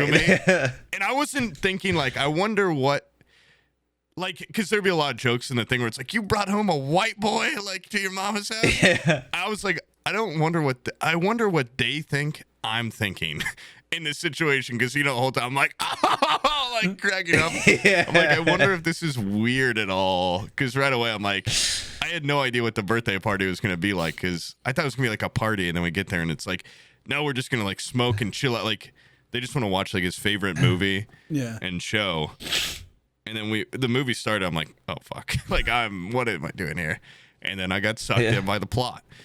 But it wasn't like the movie was good, but it wasn't like great. And then the show Noah's Ark, it's like a web series from like 2006 or something. They're telling me, actually A web very good. series from that early. It's like a web series. Yeah, it's like a right. television show web series. They were pure explaining it onage. to me like it only had 2 seasons, 9 episodes each. And it got cut early. I'm also like, it felt like very progressive for its time. Like the whole plot is just 2006, dude. gay and We were black? Yeah, that's crazy. We were balls That's next deep in level. Iraq at that point. Are you kidding me? Like, there's no way that they were gonna put a gay black sitcom on any sort of network TV. Yeah. It was on like its own. It was on Logo TV. It came out in 2005, the first episode. But like, just great friend dynamics in it. I told him though, I'm like, okay, we came to your house and you guys like made me watch this. Fuck like me, dude. now when you come over, like we're watching Entourage. You're like, what's like the most like heterosexual comparative like white heterosexual show? Like you have to watch like a season of Yellowstone. Entourage. We're watching Yellowstone and shit. Yeah, Hell just like I don't know, but yeah, sure. Jersey Shore, some shit. Jersey Shore. God. Well, I asked him too, like, you guys watch Love Island? Because I fucking love Love Island. But no fans over there. Also, oh, dude, I totally forgot. There was my roommate and I have been joking about it all fucking week. Like, one of their friends, I think it was like their friend's friend who we've never met before. Like, super, this isn't the funny part, like, super thick accent. Though he's like, hey, like, why? Well, you'll hear because when I do the impersonation, like, very strong accent. And they had a dog. And it won't, like, they were very strict, like, no dog on the couch, like, no any of the shit. Sam, it's your Alexa. And at one point, the guy, he was, like, gearing up a trap for the dog. It's not even his dog.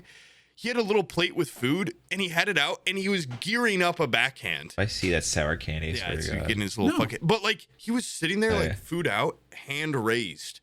And then the dog guy's owner, like, I don't even think he noticed that, but he's like, Teddy, come over here, and like got his dog and put it somewhere else. And the guy's like, you interrupted me. Like I was gonna teach that dog a lesson he'll never forget. What the fuck? My roommate and I were like, what the fuck is this guy? This guy's just about to mash someone else's dog.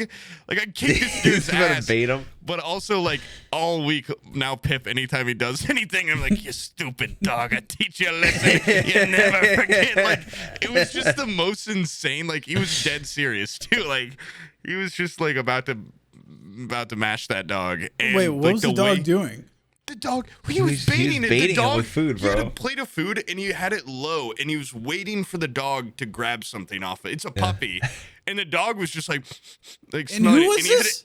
It was like their friend's friend, and he had a Some geared pirate up man. backhand. Like, What a fucking asshole, dude. I know. Yeah, I'm gonna offer this animal food and then smack him for eating it. Yeah, he wasn't like. He was just. Well, he was. It was entrapment, he was going bro. to teach the dog a lesson he'll never forget. It was just Psychopath behavior. I know.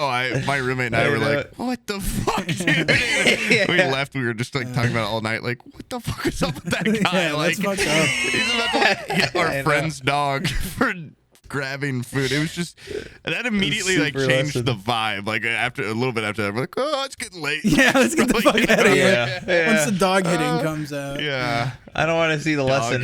What lesson? What lesson? Huh? Yeah, don't take things I offer you. It was just so funny Yeah, the way he said it. He was just like, he was like the fucking Terminator saying, teach a dog this little fucking dog. How big was it? Like, how old was it? It was like fucking this big. It was like 8 months old. Jesus. Oh my fucking yeah, it's like not funny because he was about to hit a dog, but he just the way he described it, like he's like the fucking dog beater, like dog whisperer, like he was just so like this will fix your dog. Yeah, this trap. I'm saying this mouse trap. Yeah, trap I'm setting. I don't know. It was It just sounds funny. like my mom when she's trying to teach me how to parent kids. I'm like, you know my what? God, yeah. Yeah, dude, Sam, when they're being unruly, just fucking hit them. There. Hit them good. Yeah. Put a little BB gun next to them and see what they do, and then Up punch the them. nose, tiger claw, tiger palm. They'll never forget it. I am waiting though for my dog to get into a horrible mauling accident with one of my kids because like they. Then you can teach it a lesson. I constantly They'll never forget. Or I constantly catch my kids just like my dog will just be laying on the ground looking at me like please help me, like, and they're putting tiaras and stuff on top of her and like putting like the hair extensions for that goddamn Elsa doll. They're like, let's clip this onto your tiny little back hairs and now you have beautiful purple hair. Yeah, they're always like fucking with her and like dressing her up and stuff and like, oh, let me comb you with this little thing, and the dog's just like, fucking leave me alone, dude, you little kids freak me out. But I don't think I would ever hit my dog. My dog's a little beauty. Your dog's cute. It honestly looks like a little girl Pip with a weirder face. A little girl Pip. A weirder face and a fatter little little titties. Yeah, fat little hanging titties. Yeah. I got like a trailer park hog Pip. titties. Yeah. Dude, I know. Redneck Pip. I feel so bad. Is your dog afraid of fireworks? My dog's afraid of everything. My dog is very submissive, very scared. And like when the fireworks are going off, I'll never forget it. If you didn't want to do them. When thunder's cracking, fireworks and stuff. It's not one of those dogs that just runs off, never to be seen again. Not like Hysteria, but she's got short legs and she does like the army crawl through the house to like find a bed to hide under when thunder is going on. Fireworks have been going off for like a month now, and Pip will not. He like won't go outside after like 7 p.m. when they start setting them off. And someday they'll set them off at like fucking noon. Indiana like cares that much about 4th of July. They've been going off that much. Cheap fireworks, dude. Yeah. Everyone goes crazy for cheap fireworks here. And a lot of, they're not setting them off here, but I think a lot of people in like Ohio and stuff, because it is illegal. My dad used to, when he was a kid, everyone drive to Indiana, load up on fireworks, go back. But now it's like the next weekend after 4th of July, so it's like, I bought all these fireworks, I might as well set some more off. But they started like 2 weeks before it started. I just feel bad for him because he's so fucking scared of them that when normally he's always with me, like always following me. Now, like when I go upstairs, he'll just stay under this desk. And I have to force him outside and be like, go pee. And if a firework goes off, he starts like wow, like trying to get through the doggy door like he's going to get fucking killed if he doesn't. But he won't. It's like the world's ending. Yeah. All of a sudden, it's okay. One night is acceptable, you know. But dumb dog, I'll teach you a lesson you never forget. You try to come back here, everything gonna be irie. Like meet Joe Black. But yeah, I don't know. I'm so ready for him to be fucking done because he's purely mortified. For a minute, have you seen that Mr. Beast video? That I have not watched a Mr. Beast video since like. When that crab game, Squid Game episode or whatever, and I was like, I've never watched one because I'm afraid of my recommended will just start being like little kid content. His videos are so.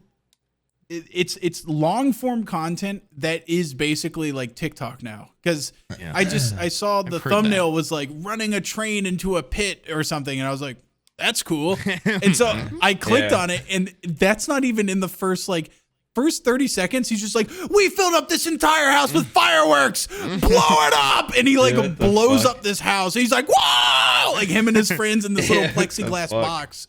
And then they're like, and now we're jumping this car with a rocket, and they like do an Evel Knievel thing and just obliterate the car. And then they pull out the train on the tracks and run it into a pit. I'm like, how much money did you spend? On all of this shit? He blows up a house that's not even advertised in the title or the thumbnail. More money on just a throwaway intro gag than I have ever spent on my channel in its entirety. Is it like a Western home or is it like a real house? It looks like a legit fucking house with furnishings and everything. He's got couches inside, and then they just load it up with fireworks in there. How rich blow it up, and then they do there's something else. I think there's 4. I think there's like he's got. I think he does the house, then he does the rocket ship thing, and then he does the train going into the pit, and then he does some other thing, I'm sure. And I was like, I was just blown away because it was just like tonal shift after tonal shift. He's like, you done with that house blowing up? Now it's time for a rocket car. I could get if you were a kid, that'd be. Awesome. Shit. I'm a fucking full ass adult, and I was blown away. I was like, "What is going on?" Fucking dopamine drain. Like I can sit on TikTok for like 2 hours, but it's like massively, like Muffeater types, where I'm like, I'm just getting like a sick joy out of it. Yeah. You're gonna turn into Muffeater if you watch that much shit, dude. I'm just drinking beer, watching Muffeater. Like this guy's an idiot. I'm slowly morphing. I found him more. I'm like, dude, if you like can Elvis. Take that guy and move him to a different place so he could be like Creole, that would be fucking awesome. Oh my god, yeah. He would pick it up quick. That accent. Right. Or wait, what is that? Where are they from? That's like it is like some sort of. Isn't it like? They're like Haitian or something. Yeah, it's like a islander thing, but like a very specific dialect from it. Yeah. The doctor man gonna be with you. Everything gonna be irie. I've watched that clip like 1,000 times. So. Have you ever seen the movie? No. Because I remember watching that clip with you, and then you referenced it like 8 months later. I was like, "Is that Meet Joe Black movie?" Seen it. Yeah, no, I've never watched the movie. Yeah, it's about some angel that comes to heaven and he decides to fuck a lady or something. It's like mixed. No, he's death, right? Is he? Oh Isn't yeah. that the thing? I'm pretty sure he's like the angel of death. Yeah. Like he's Because have you seen it? No, I haven't seen it. I've seen more than one clip. Good. Yeah.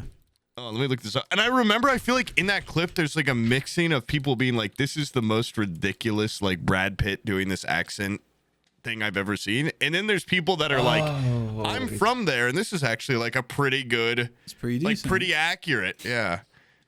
I think it's pretty I have seen, like, cool. Like watching Brad Pitt's career, like you can see him get better as an actor as he goes. Same thing with DiCaprio. Like they just do nothing but get better. As such an underrated, like comedic actor too. Yeah. It's like, okay, spoilers for anyone in the audience for some reasons watch Dave, the show, season 3. They do like a gag where like, it's all about, I don't like Little Dicky music, but the show itself's actually really funny. Yeah. And he's doing like a gag where like he has Brad Pitt on for a music video, and he's like, oh, it's better. It's actually cooler to have Brad Pitt. Only like you just like in the music video opens up a door, it's like, hey, like, and then the door gets shut on him. It's like it's actually cooler to like not overuse him. And then the episode goes on, he like gets off set and he's talking to Brad Pitt, and Brad Pitt's just like a really cool guy, and like, hey man, like what kind of glass? It's really, I'm gonna over explain. It's really funny subplot where Brad Pitt's just like really into glass, like he's a glass man, and he's always interested in like what kind of glass is this? Like I'm looking to get new glass, blah blah blah. Like the whole episode ends up being, it's the finale of the show. Like Brad Pitt comes over and then they get put in like a hostage situation. And Brad Pitt is there for like 45 minutes of screen time with Little Dicky, like doing like very tense acting, but also very funny situations. And he basically like goes goes a little crazy. You just don't like the whole time you're watching it. You're like, no way Brad Pitt's going to do that. Like, no way he's going to still be there. He's there for the whole fucking episode. And he's so good in it. And just like very funny. He's just like, he looks even better now in his old age. Like he just looks so cool. And it just ended up being like one of the funniest fucking episodes where, I don't know, you don't expect him to be there. Have you seen that Theo Von clip? Do you know who Theo Von is? I don't live under a fucking rock. Yeah. Have you seen that clip of him but I know he is. talking about that show Dave? Stealing his jokes. Stealing his yeah. That is such a funny clip because I've never seen him in a bad mood. Serious. Yeah, and he's just like, that show fucking stole my goddamn. Like he was so pissed off about it. I saw that and I'm like, I wonder what, like they don't seem like the same type of humor. At all. I'm like, I want what kind of jokes that show would have stolen. Anyway, the show seems a lot. I'm gonna like fucking get like killed. I'm not saying Theo Von's not funny, but the show's made me laugh a lot more than the clips I've seen of Theo Von. Theo Von seems like it's just also like awesome it's got like guy, good. to be honest. It's got like deeper. Not deep. It's got like some funny themes. It's got some deep themes. It's like almost like Atlanta, but not really, just because FX show. But very good. Would recommend Dave on Hulu. Would you recommend Theo Von? Hulu. I don't watch him enough. My dad fucking loves Theo Von, so yeah, I'd recommend him from a familiar. From if you like guys like I was doing all this and I was doing all that, and a little fat hamster girl in my school. I do think he's funny. I just don't act. I don't watch. It's like, have you ever seen Midnight in Paris? No. It's a great movie, but at one point, this writer, who is it? It's some famous literary writer. I don't know the name of him. But he's like, someone's asking him, like, can you read? Can you revise? Like, maybe give him a once over on my book. And he's like, I will no, because if it's better than mine, I'll be jealous and I'll hate you. And if it's worse than mine, I'll hate you for wasting my time.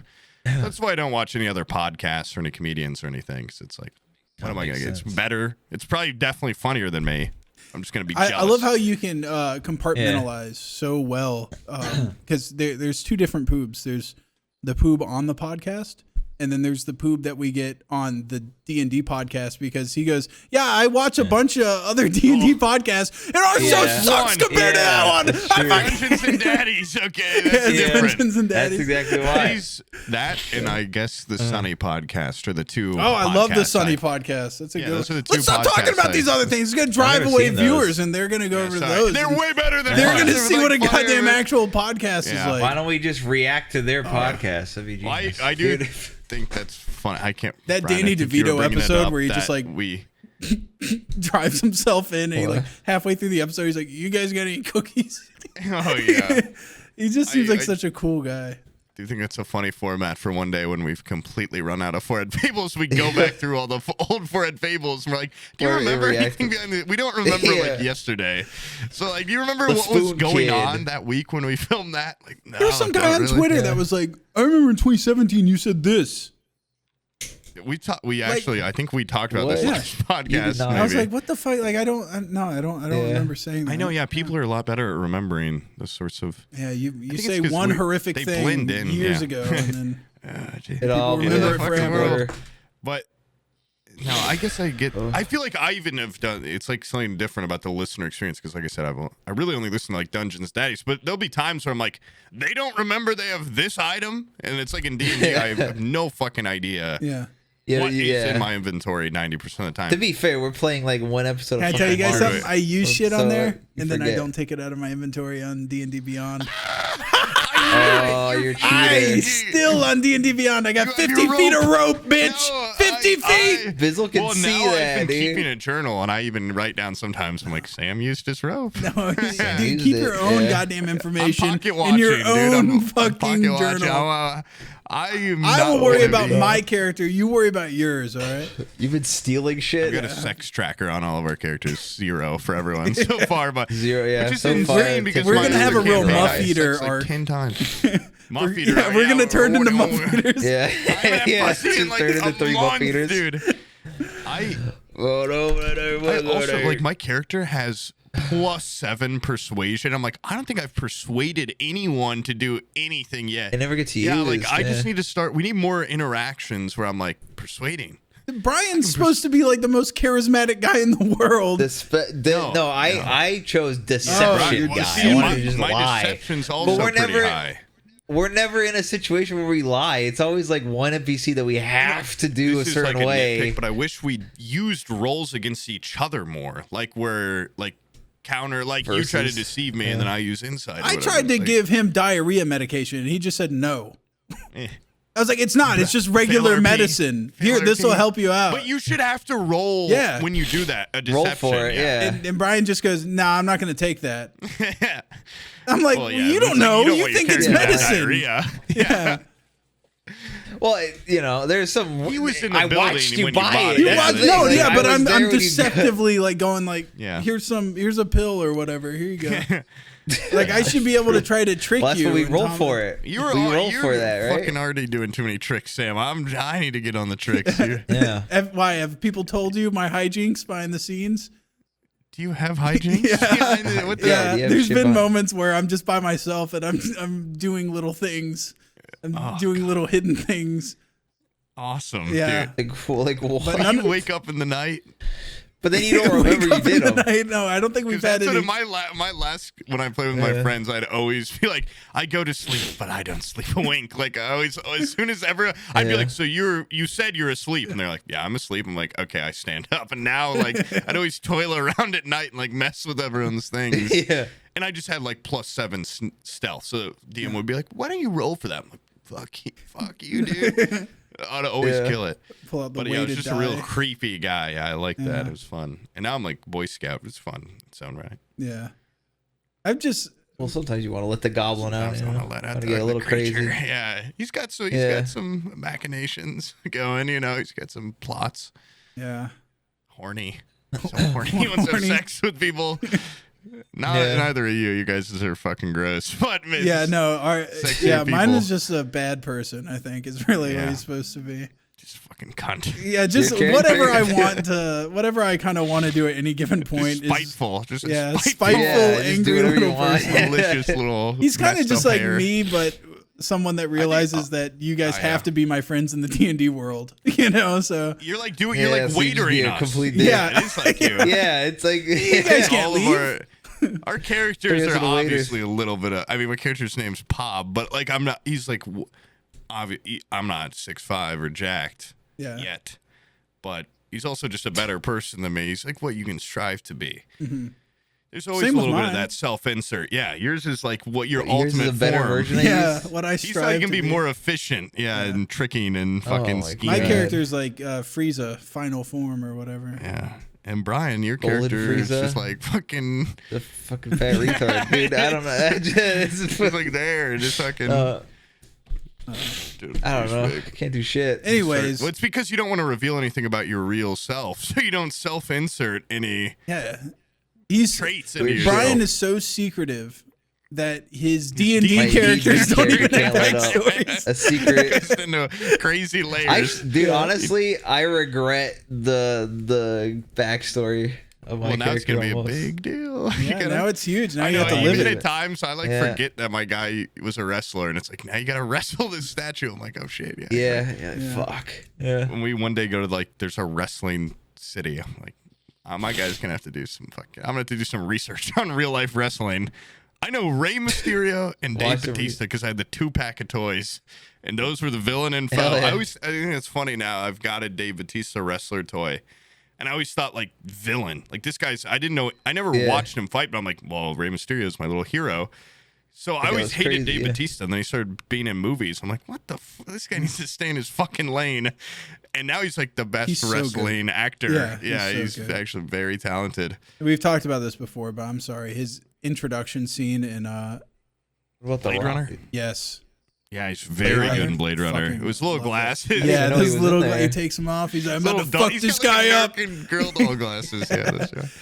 Yeah. And also, John Cena's surprisingly good yeah, he is actor in the movie. too. Yeah. Like, he's actually really good in like the Peacemaker show and stuff. He's really funny. It's kind of And a little bit more self-deprecating than The Rock. yeah. That's You can what, tell that's The why, Rock that's is why very. people shit on The Rock because Yeah. he's like takes Yeah. it.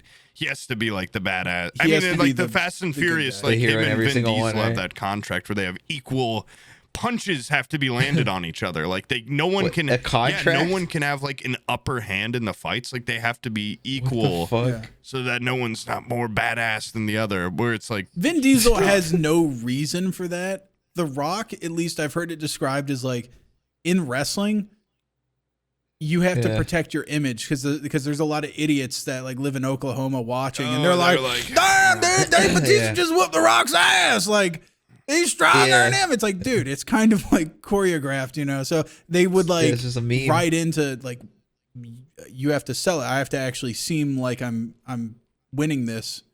And I have to win a certain Vin amount of fights or Diesel whatever. Does have a reason Yeah. because he was in Riddick and The Pacifier, which are two very badass roles. Huge. So I think of him as like this badass tough guy, and I don't want to see him lose a fight to a wrestler, phony fighter. Riddick is Okay, some real shit, dude. You ever seen Pitch Black? Pitch Black's a great movie. Chronicles of Yeah. Riddick's a good movie too. But Yeah. did you ever play the game? It's like Oh, my God. like something. No. Oh, Yeah, Reddit it's game No, I don't think Something so. Butcher Bay or on whatever. Xbox. It's supposed to be really good. It's actually like canon too. It's like a new part of the that's story really or cool. some shit. I would have eaten that up as a Yeah. kid. I'm Yeah, sure. I've those never played that. those Riddick movies fucking rocked. All right, I think those are not Oh. talked about enough. I think they're good. Carl Urban's in the absolutely. Riddick movie, and he's great. in it. Yeah, he's the bad guy. Yeah. Okay.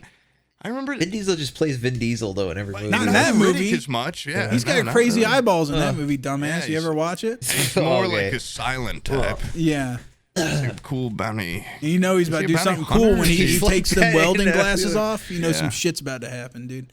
Him and Dave Bautista, when they take off their goofy little glasses, Yeah. they're about They're to nerd fuck lab. somebody The problem up. with The Rock, he's never wearing little glasses. Well, he has in his contract. He's like, my eyes have to be perfect, so I never Oh. wear any sort of glasses or You should contacts. one up them and Yeah, have not little a 4-eye. contacts he takes out before a fight. Flicks them away. Yeah. But they're really tiny. just They over the pupil. Yeah. Hold on, this is gonna be tough to get out. little dots. Yeah. Now I'm It gets ready lost for a inside fight. his eyeball. Yeah. Now I can see in the dark. Yeah. Has The Rock ever taken a role where it's like, in any sort of way, makes I him feel look like like earlier shit? in his career, he was able to be more. I mean, I guess the two movies I like The Rock from, The Rundown and Walking Tall or whatever. Yeah. They're both. He's like a badass, but it was like he also had hair. Yeah. So there's something a different dynamic. Wait, he 'cause had that hair little in Walking Tall, Yeah. and you like that Yeah. movie? Yeah. Bootlicker. Is that the one with the 2x4? Yeah, he's like a sheriff that's just like beating the shit I out do of like people's that cars. movie. I remember that. Yeah, I Yeah. thought the movie was badass when I was a kid. In The Rundown, I've watched. It's been longer since I've seen, so I don't remember. But does it have Sean William Scott in it, or is it a different? Is that his name? Or is it a different guy? Or is it John? No, the Johnny Knoxville's. I always get him confused. Johnny Knoxville's in Walking Tall. What? I mean, in Jumanji, he plays a fuck. Johnny he's like Knoxville's like the dork, other right? cop. That's like his friend in Walking Tall. Is he? Really? Yeah. You don't remember that? No, I never watched the movie. You've never seen it? It is Sean William Scott in the Rundown. I think I've seen the first one, but I haven't seen that one. The Rundown's like he's got Rosario Dawson's in it too. He's like going through the jungle chasing down Sean William Scott. He's like hired to get him or something, and it's got like good action. But Walking Tall, let me show you a picture of him in. Let me tell you something. A lot of these rock movies are so similar. I have no idea like which one's which. The earlier ones are a little bit easier to differentiate, but I feel like his recent movies, they're not even easy to differentiate, these two, because it's him and a goofy actor guy working together, kind of. And then there's like him and Kevin Hart in a movie or two, and that's Jumanji, dude. Wait, he plays a big nerd. There was a different movie where little nerd's controlling him. He's like a cop or something like that rock in movie? a Kevin Hart Walking movie. Tall. Oh, I know what you're talking about. It's Black Adam. I actually have no idea what it's called, but I know what you're talking about. I can find it in 2 seconds. There is basically just a long list of The Rock playing the Rock in a movie where it's like, it's very formulaic, where they just kind of grab like a little comedic device guy, comic relief guy. I thought he was really good in The Mummy. And then Returns. They always put him in a tan shirt. I remember that's a meme. Rock in a tan button up. He's like that in multiple action movies where he's in the jungle, tan shirt. What the fuck is that movie? I know what you're talking about. He's like, I saw the marketing for it, but now it's like not in his top build at all. It's him and Kevin Hart. And they're like, it's a classic, like The Rock plays The Rock and Kevin Hart plays Kevin Hart movie. Mm-hmm. I forgot he was in Get Smart. He was funny in The Other Guys when he aimed for the bushes. Yeah. He died super early. Yeah, that's probably best. Yeah. I guess that's like one of his only roles I can think of where he like lets himself look stupid. Yeah, a little bit.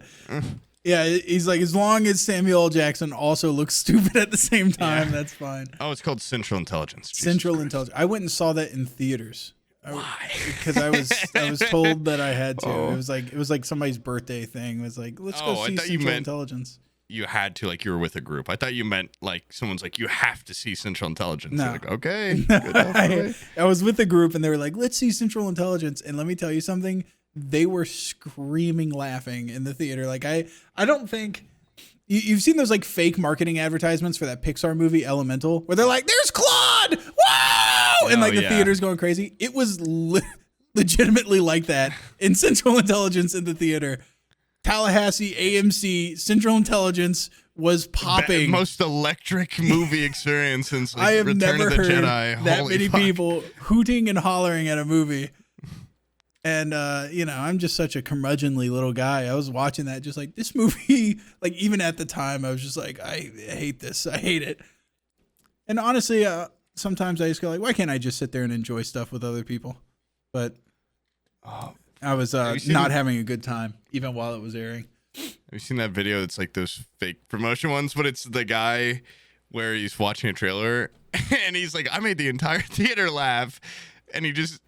like it's just edited with the like, oh hell no sound effect, and then it's like erupts into laughter, like standing ovation level laughter. Do you know what I'm talking about? No. I've got dude. It's so funny. How do I look that up? Oh hell no, movie meme. What's funny about the CLAUDE one is like just go watch it. It just seems so fake. It's so genuinely. I know what you mean. Yeah, I've seen that one too. I think this was almost fake. Made like in. Watch this video. Okay.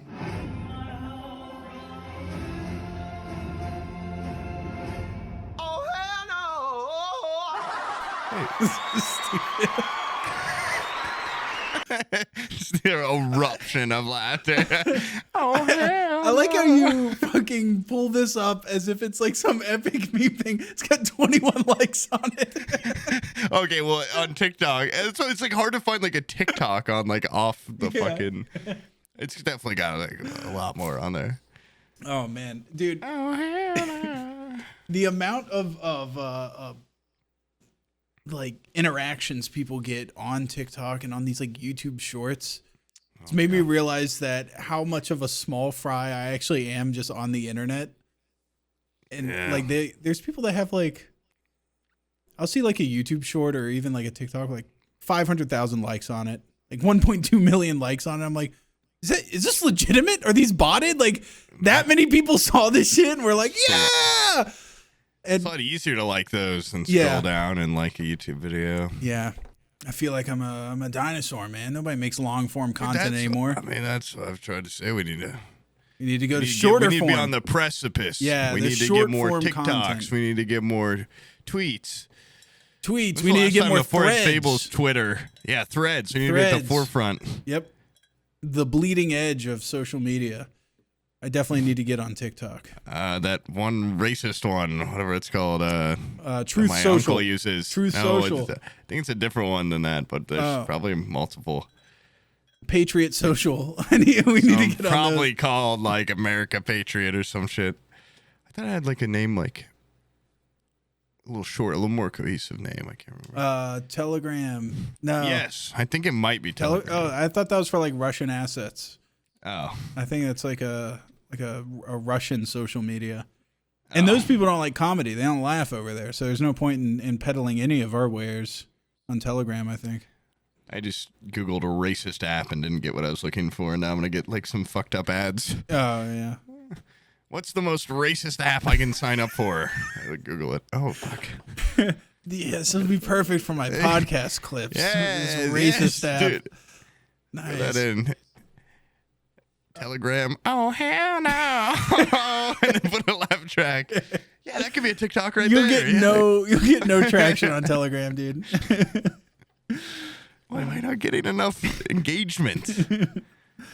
All right. Anyways, we do have what? An announcement.